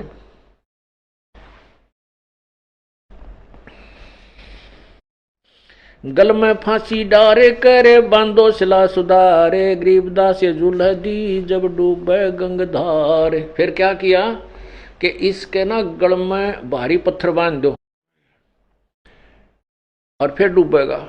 ऐसा ही किया। परमात्मा किनारे के आसपास आ गए, फिर उनको पकड़, उनको नाच नचाना था नालायकों को। फिर परमात्मा के गढ़ में भारा पत्थर बांध दिए नो रस्सा तर सारे शरीर का, और जाकर वहां गंगा के बीच में फिर डाल दिया। वो फिर टूट गए। पत्थर नीचे, भगवान ऊपर, जल के ऊपर, पत्थर जल में डूब गया। गल में फांसी डारे करे बांधो सिला सुधारे। गरीबदास ये जुल्ह दी जब डूबे गंगधार। शिलाधरी जब नाव में बांधी गले कबीर। गरीबदास पंध टूटे के ना डूबे जल नीर। पंध टूट गए वह, फिर परमात्मा नहीं डूबे उस जल में। चली शिला साहक और को देखत कसी ख्याल। गरीबदास कबीर का आसन अदर हमाल। तीर बाण गोले चले, तीर बाण गोली चले तोप रैकले सोरे। तीर बाण गोली चले तोप रैकलो सोरे। गरीबदास उस जल जुल्ह दी के गई एक नहीं ओरे। गोली छूटे, तोप चला दी, तीर मारे, उस परमात्मा की तरफ एक भी नहीं गई, नहीं एक भी उसकी तरफ नहीं गई।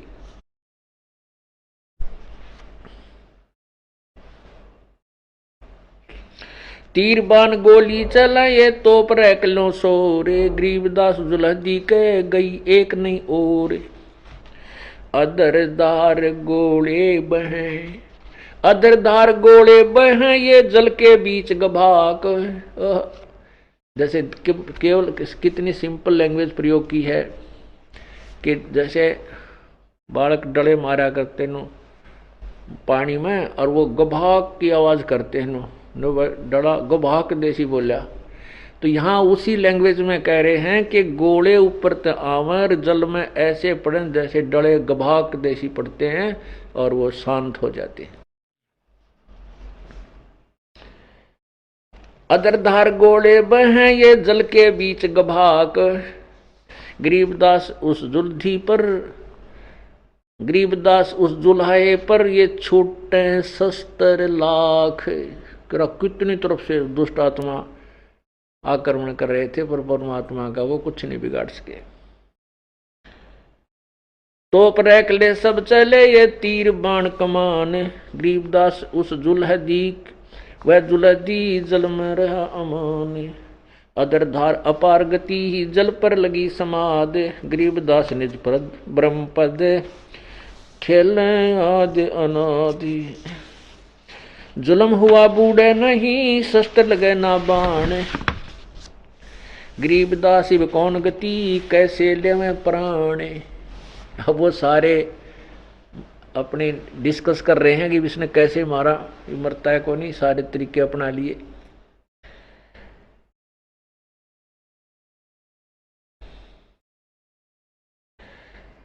लगी समाधि अगाध में बिचरे काशी गंगे। गरीबदास किलोल कर छू है चरण तरंगे। परमात्मा ऊपर बैठे हैं आसन पद्म लगा के गंगा के जल के ऊपर और गंगा के जल की जो तरंग लहरें उछल उछल के भगवान के चरणों को छू कर फिर वह आगे को चल पड़ती हैं और परमात्मा जल से 1 फुट ऊपर विराजमान है।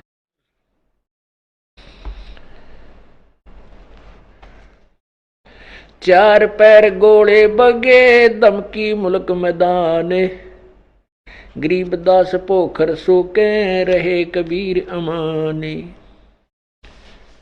4 पहर गोले चले और आसपास के सब धमाके आते हैं, सब कुछ घबरा गया और पोखर आसपास की जो झील थी वह भी सूख गई उन गोलों के गिरने से।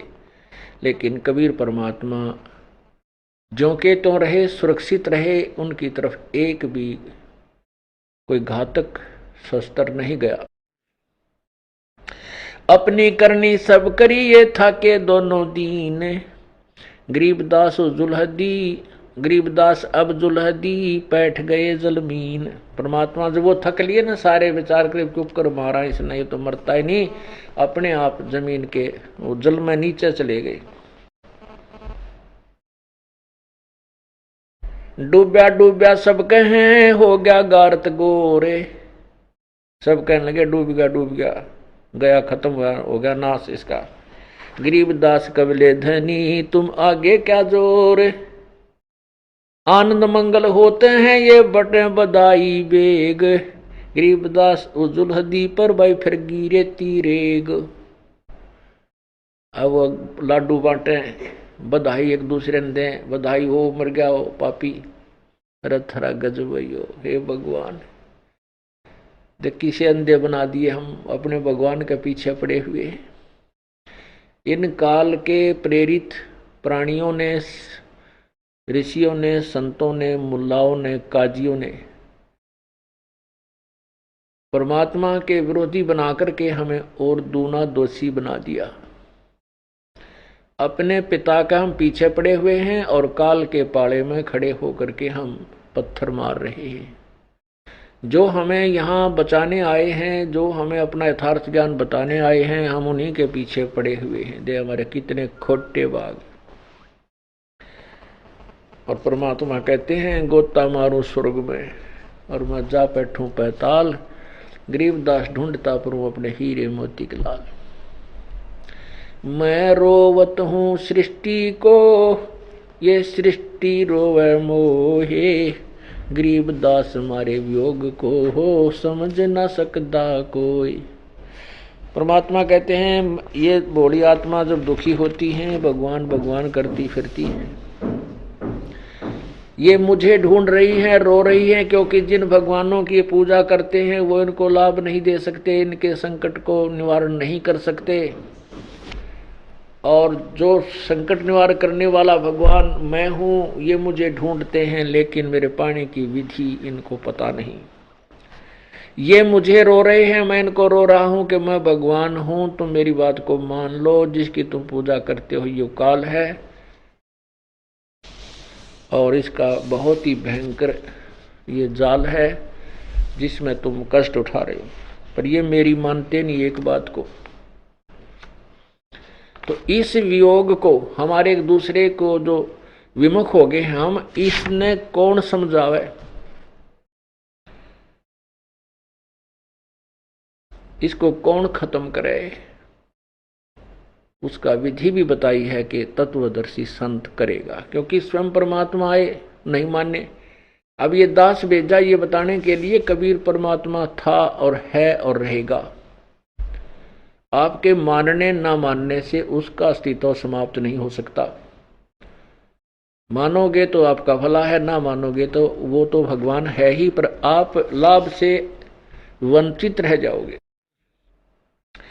तो इसलिए उस परमात्मा ने इस दास को भेजा है और सब सदग्रंथों के प्रमाण आपके समझ रखवा दिए कि 600 साल पहले भगवान ये बात बताया करते जो आज ये दास आपको सदग्रंथों में दिखा रहा है। तो इसे सिद्ध है कि परमात्मा सर्वज्ञ है, वो पूर्ण परमात्मा है। वो पहले से इन वेदों और ग्रंथों को जानते थे। बेशक वो संस्कृत भाषा ना, अक्षर ज्ञान बेशक नहीं था उनको। अक्षर ज्ञान अलग चीज है और तत्व ज्ञान ये अलग वस्तु है। आध्यात्मिक तत्व ज्ञान ये वास्तविक ज्ञान है। अक्षर ज्ञान तो किसी ने एक भाषा का है, किसी ने 2 का हो गया, 3 का हो जाएगा, फिर भी भाषाएं बहुत रह जाती हैं। तो वो सर्वज्ञ नहीं हो सकता, वो महर्षि नहीं हो सकता।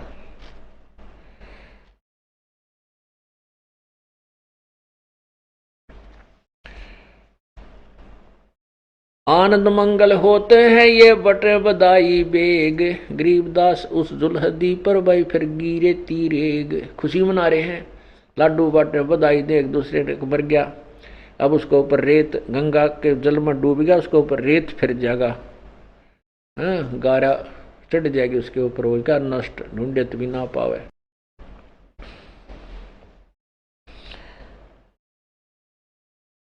अस्थि घोड़े चढ़त हैं ये पान मिठाई चीर, गरीबदास काशी खुशी बै डूबे गंग कबीर। एक डूब गए गंगा में कबीर, सब खुशी मना रहे हैं। जाओ घर रविदास के हिलकारे हजूर, गरीबदास खुशियां कहो कहियो नहीं कसूर। झालर ढोलक बाजत हैं गाँव में शब्द कबीर, गरीबदास रविदास संग दोनों एक ही तीर। वहां जाके देखा रविदास के घर पे तो परमात्मा अपना शब्द गा रहे हैं। वह गए थे ये बताने के लिए कि तेरा वो भगत गुरु भगवान डूब डाब गया, तू भगवान बताया करता। वहां जाके देखा भगवान आगे बैठे हैं तो सबकी मां सी मर गई। काजी पंडित सब गए फिर शाह सिकंदर उठे, गरीबदास रविदास के भेख गए जट जूट। सिकंदर लोधीर सारे फिर रविदास के घर गए कि कहाँ है वो। कोठी कुठले सब झके बासन टिंडर गोल, गरीबदास चमरा सोनो कहाँ गए वो बोल। वो ऐसे नालायक थे, रविदास जी की झोपड़ी में सारे टिटोल दिए को मटके थे, वह भी उल्टे कर देख लिए कि दिन में बढ़ गया हो, इतनी दबा शब्द गा रहा था। तो कहते हैं कि हे रविदास जी वो कहाँ गए जो अभी आवाज हम सुन रहे थे। वे प्रगट पूर्ण ब्रह्म हैं अविनाशी आप अलह, गरीबदास रविदास कहे सुनो सिकंदर सा।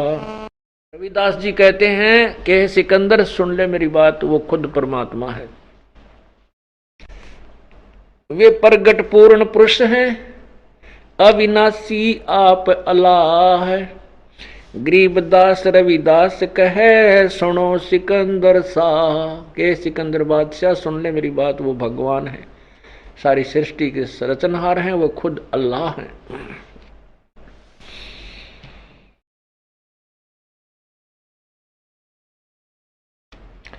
सूरजमुखी शोभा न सर खिले फूल गुलजार, गरीबदास का जी पंडित करता सा पुकार। सा सिकंदर फिर गए उस गंगा के तीर, गरीबदास गरीब कबीर हरी बैठे ऊपर नीर। वो फिर गए गंगा में तो वहां परमात्मा फिर ऊपर बैठे पाए। बैठे मला जिहाज में गए धार के बीच, गरीबदास हर करें प्रेम फुआरे सींच। करी अर्ज अल्लाह तहां दीन दुनी बादशाह, गरीबदास आसन अदर लगी समाध जुलाह। भवन फिरते गंगा जल फूल उगाने कोटे, गरीबदास ता बंदगी हरिजन हर की ओट। सांकल सीढ़ी लाए करे उतरे तहां मला, गरीबदास हम बंदगी तुम याद किए बादशाह। मल्लाह ने जाके कहा कि आपको बादशाह याद कर रहे हैं, आप चलिए। बैठ कबीर जहाज में आए गंगा घाट, गरीबदास काशी थकी हांडे बोविद बाट। अब वहां तो प्रेम से बुला लिया भगवान को, और फिर उस नीच आत्मा सिकंदर लोधी ने हाथों में हथकड़ी लाके खुन्नी हाथी के सामने डाल दिया। खुन्नी हाथी मस्त है पग बंधे जंजीर, गरीबदास ना डारिया मस्क बांध कबीर। मस्क बांध के गोला लाठी दे के, गोला लाठी कैसे होती थी, ऐसे हाथ बांध दे पैर बांध दे, और हाथों के ये हाथ इन पैरों के घुटनों के नीचे जो जगह होती है यहाँ लाकर एक डंडा दे देते हैं, एक डंडा दे करके उसको डाल देते हैं, उसको गोला लाठी बोले, मशक बांध देते हैं उसको। ऐसी दुर्गति की भगवान की, हम नामी से दुष्ट हैं, हम इतने नीच प्राणी हैं, परमात्मा को पहचान नहीं सके। हम पहचाना तो ये पहचान नहीं देते जो दुष्ट आत्मा है, जो गुरु पीर ऋषि मैं ऋषि नकली जो काल प्रेरित है, वो अपने स्वार्थवश कहीं तुम्हारी दुकान बंद ना हो जा, उनको किसी जीव के कल्याण से कोई लेना देना नहीं होता। उनको अपनी महिमा और अपनी दुकान बरकरार रखनी होती है। वही इस मानव समाज के सबसे बड़े शत्रु होते हैं और वही दशा आज चल रही है। जितना भगवान को दुखी करा था, अभी तो इतना हमारा नंबर भी ना आया है, लेकिन अब इतना अंतर रह जाएगा क्योंकि हम सब शिक्षित हो गए, सदग्रंथ हमारे पास हैं, तो उन पाप आत्माओं की दाढ़ी गले को नहीं। ठीक है, छोटे मोटे आंधी तूफान तो आ ही जाते हैं फसल में, पर परमात्मा साथ है, बाग बगीचा न्यू का न्यू बचा लिया अपना। अब भी उन्होंने यही कोशिश की थी और कर ही रहे हैं, लेकिन ईब उनकी पार बसावे को ना। हम परमात्मा के पूर्व लीलाओं से परिचित हैं, ज्ञान से अच्छी तरह हम के इस ज्ञान को और प्रभावित हैं, इसलिए हम ईब मार खा नहीं सकते। अब मार खा गए तो फिर हमने बचाने वाला इस युग में तो आएगा नहीं। तो इसलिए ये ज्ञान, ये लीलाएं आपको समझाई जाती हैं कि ये फाउल पॉइंट्स हैं। हमने अपने परमात्मा पर पूर्ण विश्वास होना चाहिए, क्योंकि हम स्वयं यहाँ देख रहे हैं, हम उनकी क्रियाओं से परिचित हैं। एक जनसाधारण यहाँ आया नहीं है, किसी भ्रमित किया हुआ कुछ भी कह सकता है, आपके मन में उनकी बातों का प्रभाव नहीं होना चाहिए, फिर आप खरे हो।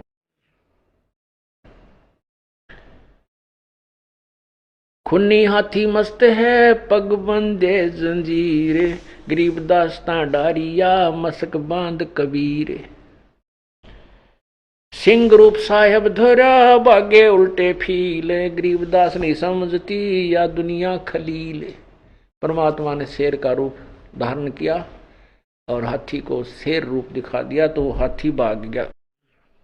बने केहरी सिंह जीत चौर शिखर आसमान, गरीबदास हस्ती लख्या दिख नहीं जहान।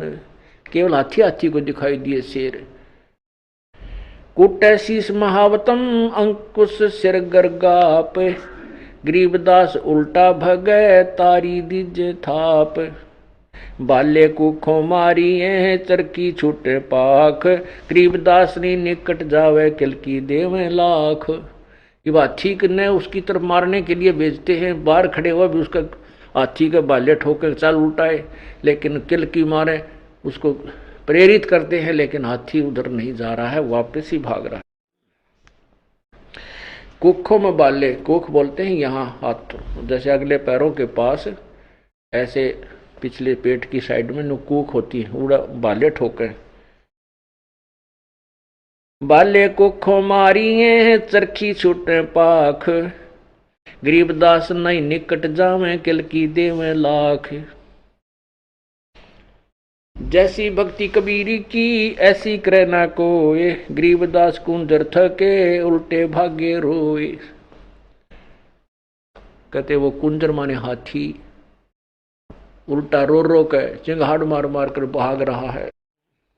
दुम गोवे मुंडी धुने सैन न समझे एक, गरीबदास दिखे नहीं आगे खड़ा अलेख।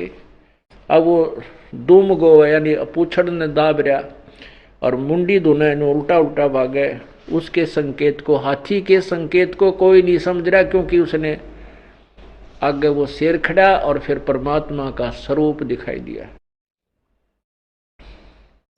पीलवान देखा तब खड़ा के हरि सिंह, गरीबदास आए तो हाँ धर्मौला बहुरंग। फिर उस पीलवान को दर्शन दिए प्रभु ने शेर रूप में, तब वो पीलवान भाग गया, पड़ गया, उसने हाथी को नहीं सताया, हाथी भी भाग गया, पीलवान गिर गया। तो पीलवान कहता है यहाँ तो शेर खड़ा है, पीलवान देखा तब खड़ा के हरि संग, गरीबदास आए तहाँ धर्मौला वो रंग। वहाँ परमात्मा नाना प्रकार के रूप बना करके उतरे मौला अरसते भाव भक्ति कहित, गरीबदास तब साह लखे कबीर पुरुष सहेत। तब सिकंदर लोधी ने परमात्मा को, कबीर जी को का जो वास्तविक रूप भगवान ने दिखाया उसमें दिखाई दिए। लीला की कबीर ने दो रूप, लीला की कबीर ने दो रूप मरे दी से, गरीबदास कबीर के पास खड़े जगदीश। दो रूप बना दिए मालिक ने, एक रूप में तो बंदे पड़े हैं और दूसरे में भगवान अल्लाह का रूप दिखाया। जम्भाइया अंगड़ाइया लंबे बे दयाल, गरीबदास उत्साह को मानो दर्शा काल। जैसे परमात्मा फिर वो खड़े हुए, वो बांध रखे थे, टूट के खड़े हो गए, अंगड़ाई जमाई लेकर ऐसे हुए तो इतने लंबे दिखाई दिए आकाश के छुए हुए। घबरा गया सिकंदर लोधी। कोट चंद्र शशि भाने मुख गिरद कुंड मुदुम लील, गरीबदास ताना टेके वो भाग गए रणफील। नैन लाल भव पित डूंगर नक पहाड़, गरीबदास उत्साह को सिंह रूप दीदार। मस्तक शिखर स्वर्ग लग दीर्घ दे बिलंद, गरीबदास री उतरे ये काटन जम के फंद। एक रूप में शेर रूप दिखाया, फिर स्वयं ही खड़े हुए, फिर दो रूप दिखाए शेर और परमात्मा का, फिर स्वयं ही खड़े हुए जो बांध रखे थे। और इतनी ऊंची देह होगी, बहुत ऊंची। मस्तिष्क शिखर स्वर्ग लग, परमात्मा का शरीर ने स्वर्ग तक दिखाई दिया माथा। और दीर्घ देह बुलंद, गरीबदास हरि उतरे भाई काटन काल के फंद। जो नरसिंह प्रहलाद के वह नरसिंह यो वह नरसिंह एक, गरीबदास हरि आइया ये राखण जन की टेक। बार बार सताए करे मस्तक लीना भारे, गरीबदास सायों कहे मुझे बख्शो इब की बारे। वो सिकंदर बादशाह कहता है मुझे बख्श दे भगवान, इब का माफ कर दो, मुझे गलती होगी। तहां सिंह लोलीन हुआ परचा इब की बारे, गरीबदास यूं कहे अल्लाह दिए दीदारे। सिकंदर कहता है कि मुझे तो भगवान दिखाई देंगे, ये भगवान है, अल्लाह है। सुन काशी के पंडितों, सिकंदर लोधी कहता है सुन काशी के पंडितों काजी मुल्ला पीरे, गरीबदास इसके शरण लो ये अल्लाह अलख कबीर। बोलो सतगुरुदेव। ये कबीर अल्लाह है उतरे काशी धाम, गरीबदास सिकंदर यूं कहे हम झगड़े मरे बेकाम। पुण्यात्माओं,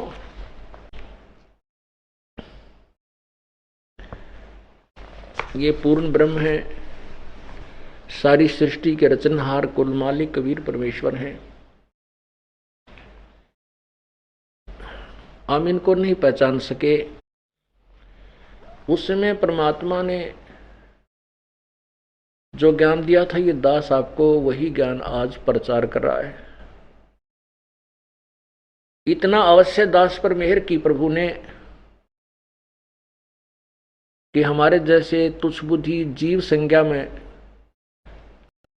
जन्मे इस प्राणी को सभी सदग्रंथों का रहस्य बता दिया। न हम संस्कृत से परिचित हैं और न हम किसी अरबी या फारसी किसी अन्य भाषा से परिचित हैं। इतना अवश्य किया प्रभु ने कि जो वेदों के संस्कृत के ज्ञाताओं ने जैसा भी वेदों को पढ़ा जाना, उनका अनुवाद कर रखा है हिंदी में। हम हिंदी से परिचित हैं, हम इंग्लिश से परिचित हैं और अपनी मातृभाषा जो लोकल भाषा इससे भी परिचित है। और परमात्मा ने जो ज्ञान दे रखा था, जो पुराणों का, कुरानों का, बाइबल का और वेदों और गीता जी का, वो सभी अपनी साधारण भाषा वाले उस तत्व ज्ञान में अर्थात शवशम वेद में सब लिखा हुआ था। और हमें हमारे परमात्मा की विशेष कृपा हुई कि हमने उस परमात्मा के ज्ञान को सत्य मान लिया था, क्योंकि बहुत ऐसे प्रमाण हैं जो बगैर सदग्रंथों को देखे भी सफिशिएंट हैं, पर्याप्त हैं।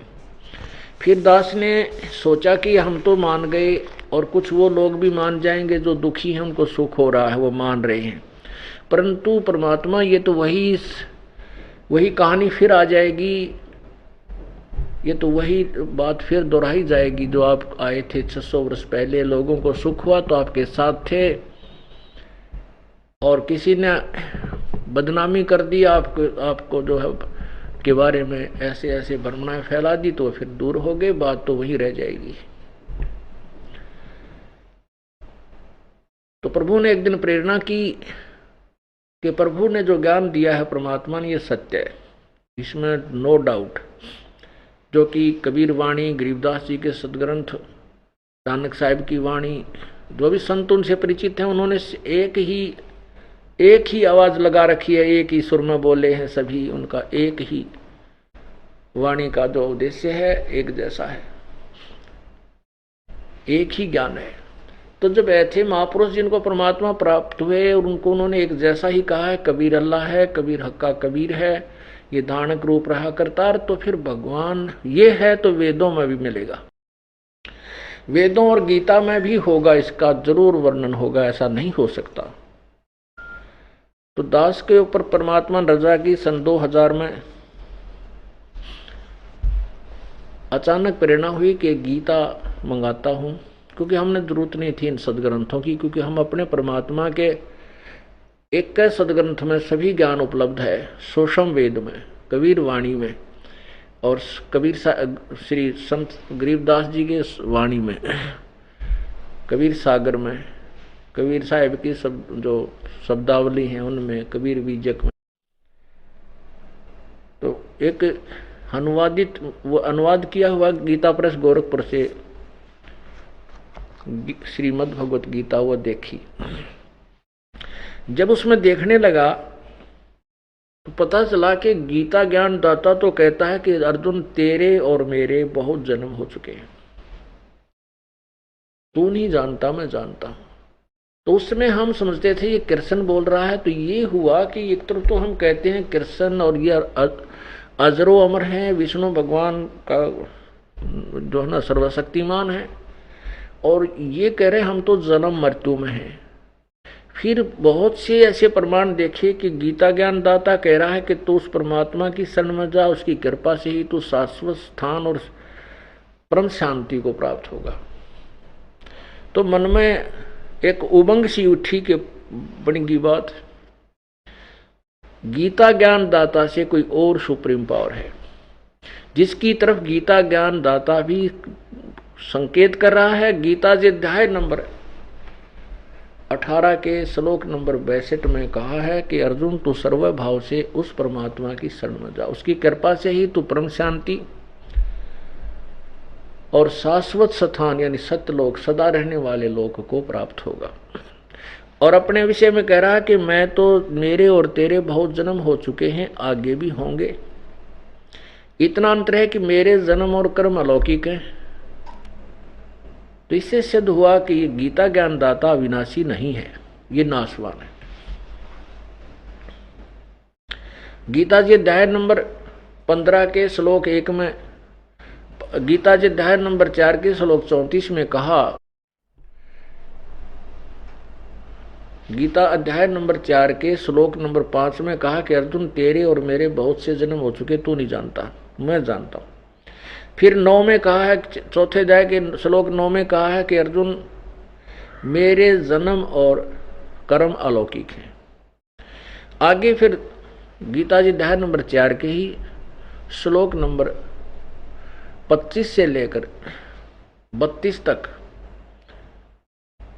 उसमें बताया गया है कि कोई तो परमात्मा की साधना ऐसे करता है, कोई हठ योग से करता है, कोई देवताओं की पूजा पर आधारित है, कोई कैसे करता है। तो 7वें अध्याय के 32वें श्लोक में लिखना, 4थे अध्याय के 32वें श्लोक में कहा है कि परमात्मा, पूर्ण परमात्मा के मुख्य ज्ञान में,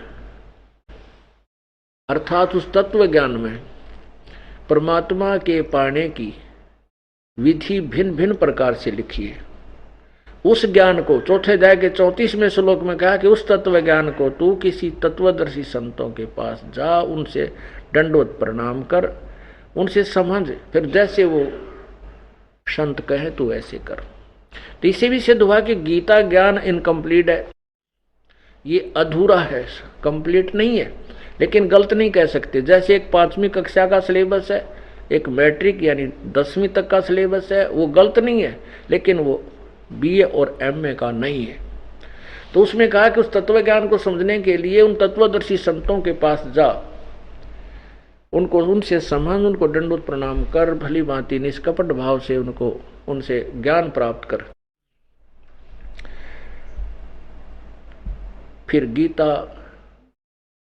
उस तत्व ज्ञान की पहचान गीता अध्याय नंबर 15 के श्लोक नंबर 1 में बताई है कि ये ऊपर को लटका हुआ संसार रूपी वृक्ष है, ऊपर को जड़ और नीचे को तीनों गुण रूपी शाखा वाला उल्टा लटका है संसार रूपी वृक्ष है। और जो संत इसको सभी अंगों सहित, भाई जड़ क्या है इस उल्टे लटके संसार रूपी वृक्ष की, तना कौन है, डार कौन है, टहनी कौन है, पत्ते क्या है, इसके भिन्न भिन्न कोई विवरण देगा तो वो तत्वदर्शी संत होगा।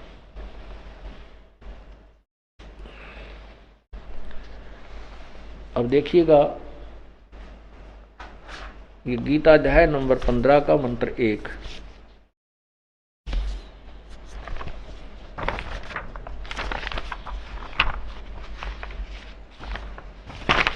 ये देखिएगा,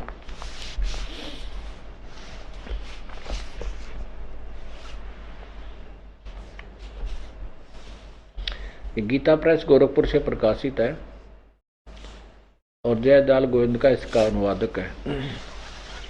अध्याय नंबर 15 और ये देखिएगा अध्याय अथ पंचदशो अध्याय 15वां अध्याय। ये प्रथम मंत्र है, ऊर्ध्व मूलम अधः शाखम, ऊपर को मूल जड़ वाला, नीचे को शाखा वाला, अश्वतम प्राहु अवम छंदासी यस्य प्रणानी यह तम वेद स वेदवित। क्या बताया कि ऊपर को मूल जड़ वाला, नीचे को शाखा वाला, शाखाएं जिसकी हैं, और ये एक पीपल का वृक्ष है, अविनाशी संसार रूपी वृक्ष है। इसकी छंदासी यानी छोटे छोटे भाग हैं इसके, और पत्ते हैं। जो यह माने जो, तम माने उसे, वेद माने जानता है, स वेदवित वो वेद के तात्पर्य को जानने वाला, यानी वो तत्वदर्शी संत है, स वेदवित। यहाँ देखिएगा, आदि पुरुष परमेश्वर मूल वाले, ऊर्ध्व मूलम अधः शाखम, ये इन्होंने गलत अनुवाद किया है। इन्होंने किया ब्रह्मा रूप मुख्य शाखा वाले, नहीं, अधः माने नीचे को, इन्होंने मुख्य कर दिया अधः का, नहीं। ये देखिए इन्हीं की भाषा में यहाँ अधः,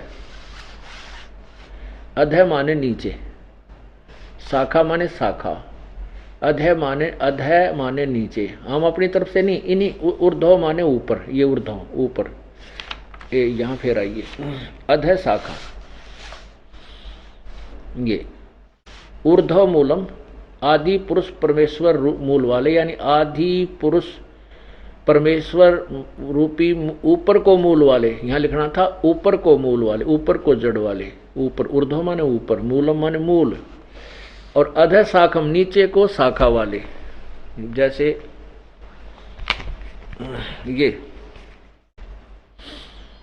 ये देखिएगा, ये ऊर्ध्व मूलम, ये ऊपर को जड़, ऊर्ध्व मूलम, और नीचे को शाखाएं। ये पूरा वृक्ष देखें, ऊपर को जड़ वाला और नीचे को शाखा वाला, ऊपर को जड़ और नीचे को शाखा वाला, ये उल्टा लटका हुआ संसार रूपी वृक्ष है।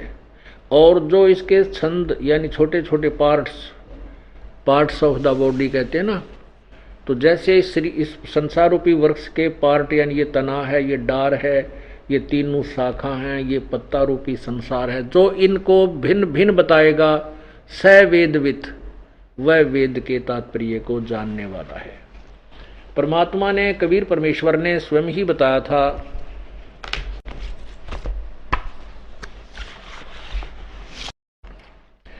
कबीर परमेश्वर ने स्वयं ही बताया था, अक्षर पुरुष एक पेड़ है, निरंजन वाकी डारे, ये तीनों देवा शाखा हैं, भाई पातरोप संसार। अक्षर पुरुष एक पेड़ है जो जड़ से बाहर, जड़ नीचे है, जमीन से बाहर जो दिखाई देता उसको हम पेड़ बोलते हैं, वृक्ष बोलते हैं। परमात्मा ने बताया था कि अक्षर पुरुष एक पेड़ है। ये देखिएगा, ये अक्षर पुरुष एक पेड़ है, यहां देखना, ये तना इससे ऊपर, ये अक्षर पुरुष, क्षर पुरुष एक अक्षर पुरुष, ये अक्षर पुरुष है परब्रह्म, ये तो तना, और ये ज्योति निरंजन ब्रह्म, ये क्षर पुरुष, ये इसकी मोटी डार है, और तीनों देवा शाखा हैं, रजगुण ब्रह्मा, सतगुण विष्णु, तमगुण शिव जी, और ये पात रूप संसार, ये इसके पत्ते कौन है, ये संसार है। अक्षर पुरुष एक पेड़ है, निरंजन वाकी डारे, ज्योति निरंजन ब्रह्म भी कहते हैं इसको, क्षर पुरुष भी कहते हैं, और तीनों देवा शाखा हैं, भाई पात रूप संसार। तो जड़ कौन रह गया, ये जड़ कौन है, ये परम अक्षर ब्रह्म, ये परम अक्षर पुरुष यानी पूर्ण ब्रह्म स्वयं कबीर देव है, कबीर प्रभु।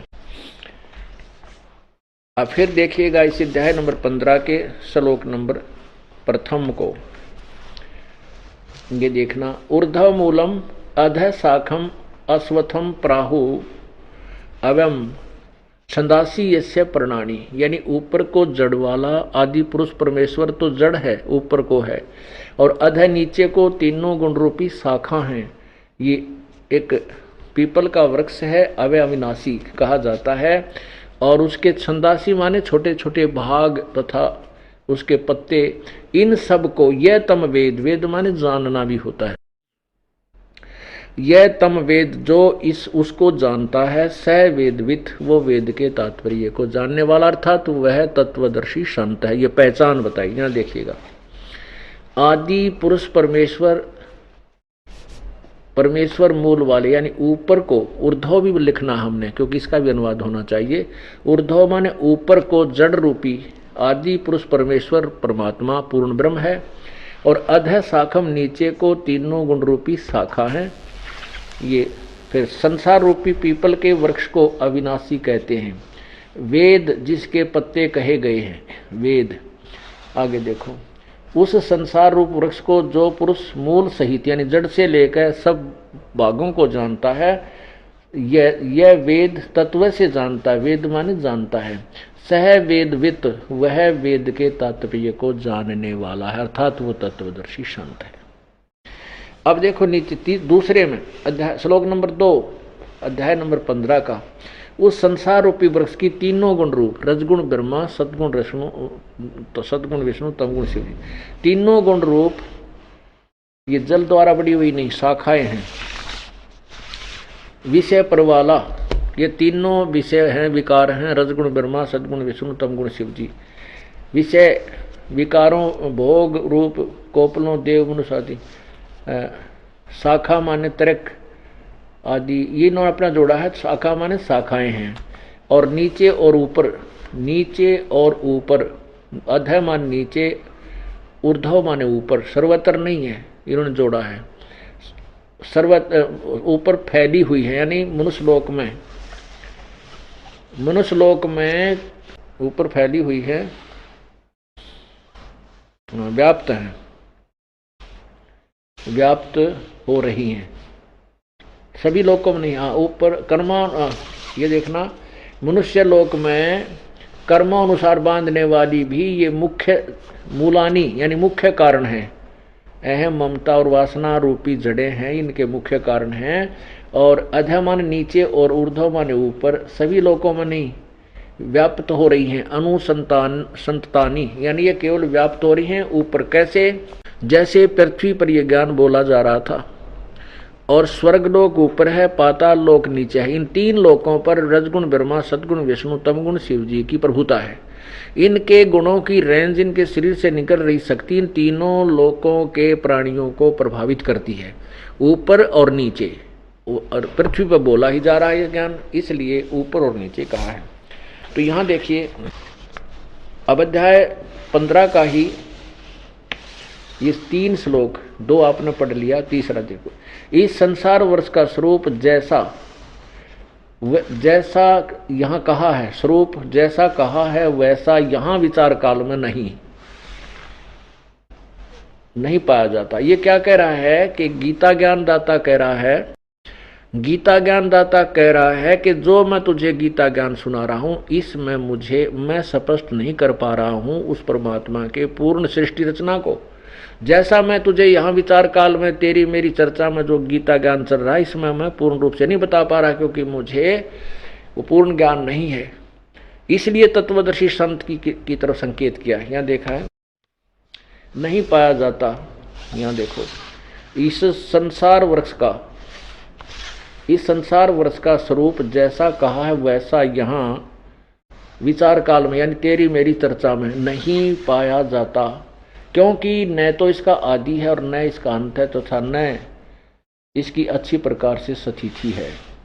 इसलिए इस विरोध मूलम यानी दृढ़ मूल वाले अर्थात तो उस संसार रूप सतलोक में जो कबीर परमात्मा रूपी जो भगवान है उसको मूल वाले संसार रूपी वृक्ष को दृढ़ यानी सृष्टि रचना को समझो दृढ़ वैराग्य रूप शस्त्र द्वारा काटकर, वैराग्य यहाँ है असंग शस्त्रेण, असंग का अर्थ है काटकर अर्थात तत्व, क्योंकि वैराग्य कब होगा जब हम तत्व ज्ञान सुनेंगे और फिर उस तत्व ज्ञान से प्रेरित होकर हम तत्वदर्शी संतों के पास जाएंगे, तलाश करेंगे, खोज करेंगे, फिर वो तत्व ज्ञान रूपी शस्त्र से कटेगा ये उलझेड़ा, ये उलझी हुई जो गुत्थी है उस तत्वदर्शी तत्व ज्ञान रूपी शस्त्र से काटकर, यानी जब वो तत्व ज्ञान समझ में आ जा, सब क्रियाओं को ठीक ढंग से समझ करे और सब संसार को मिथ्या जान के, उसके बाद क्या लिखा है काट कर चौथे अध्याय में 15वें अध्याय के चौथे श्लोक में 15वें अध्याय के चौथे श्लोक में क्या कहा है ये आगे पढ़ते हैं।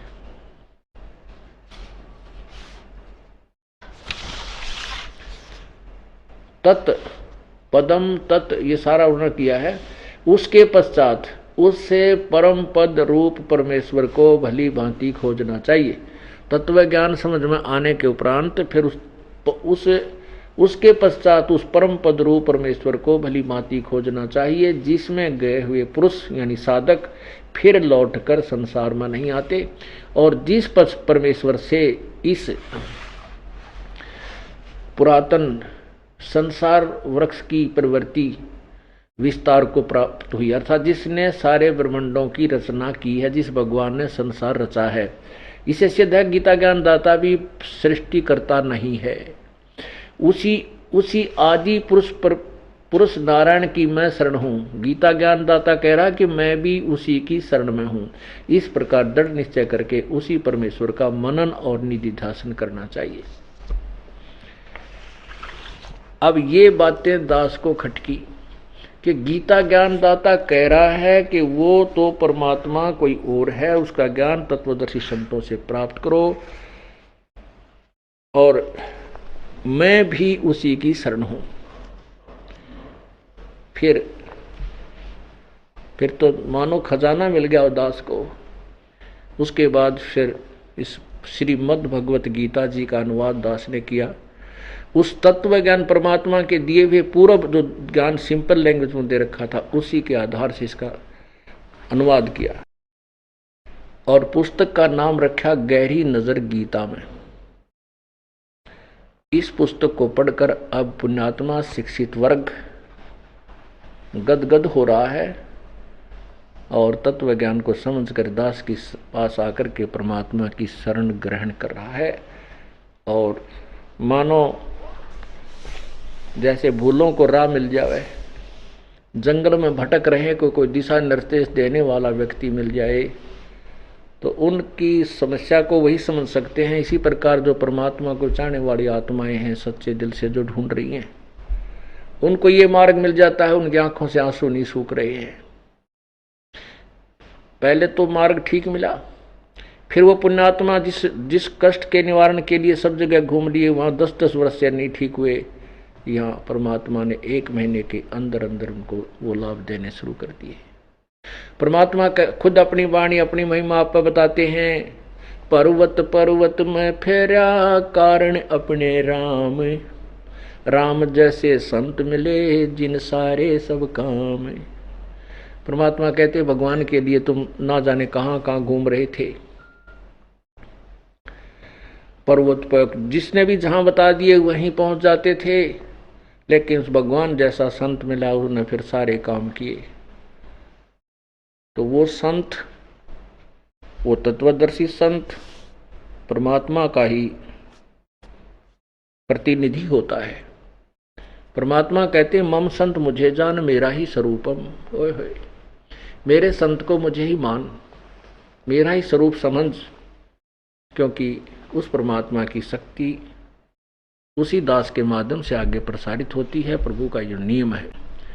तो पुण्यात्माओं, आपका कोई बहुत ही पुण्य उदय हुआ है जो आपको परमात्मा की शरण,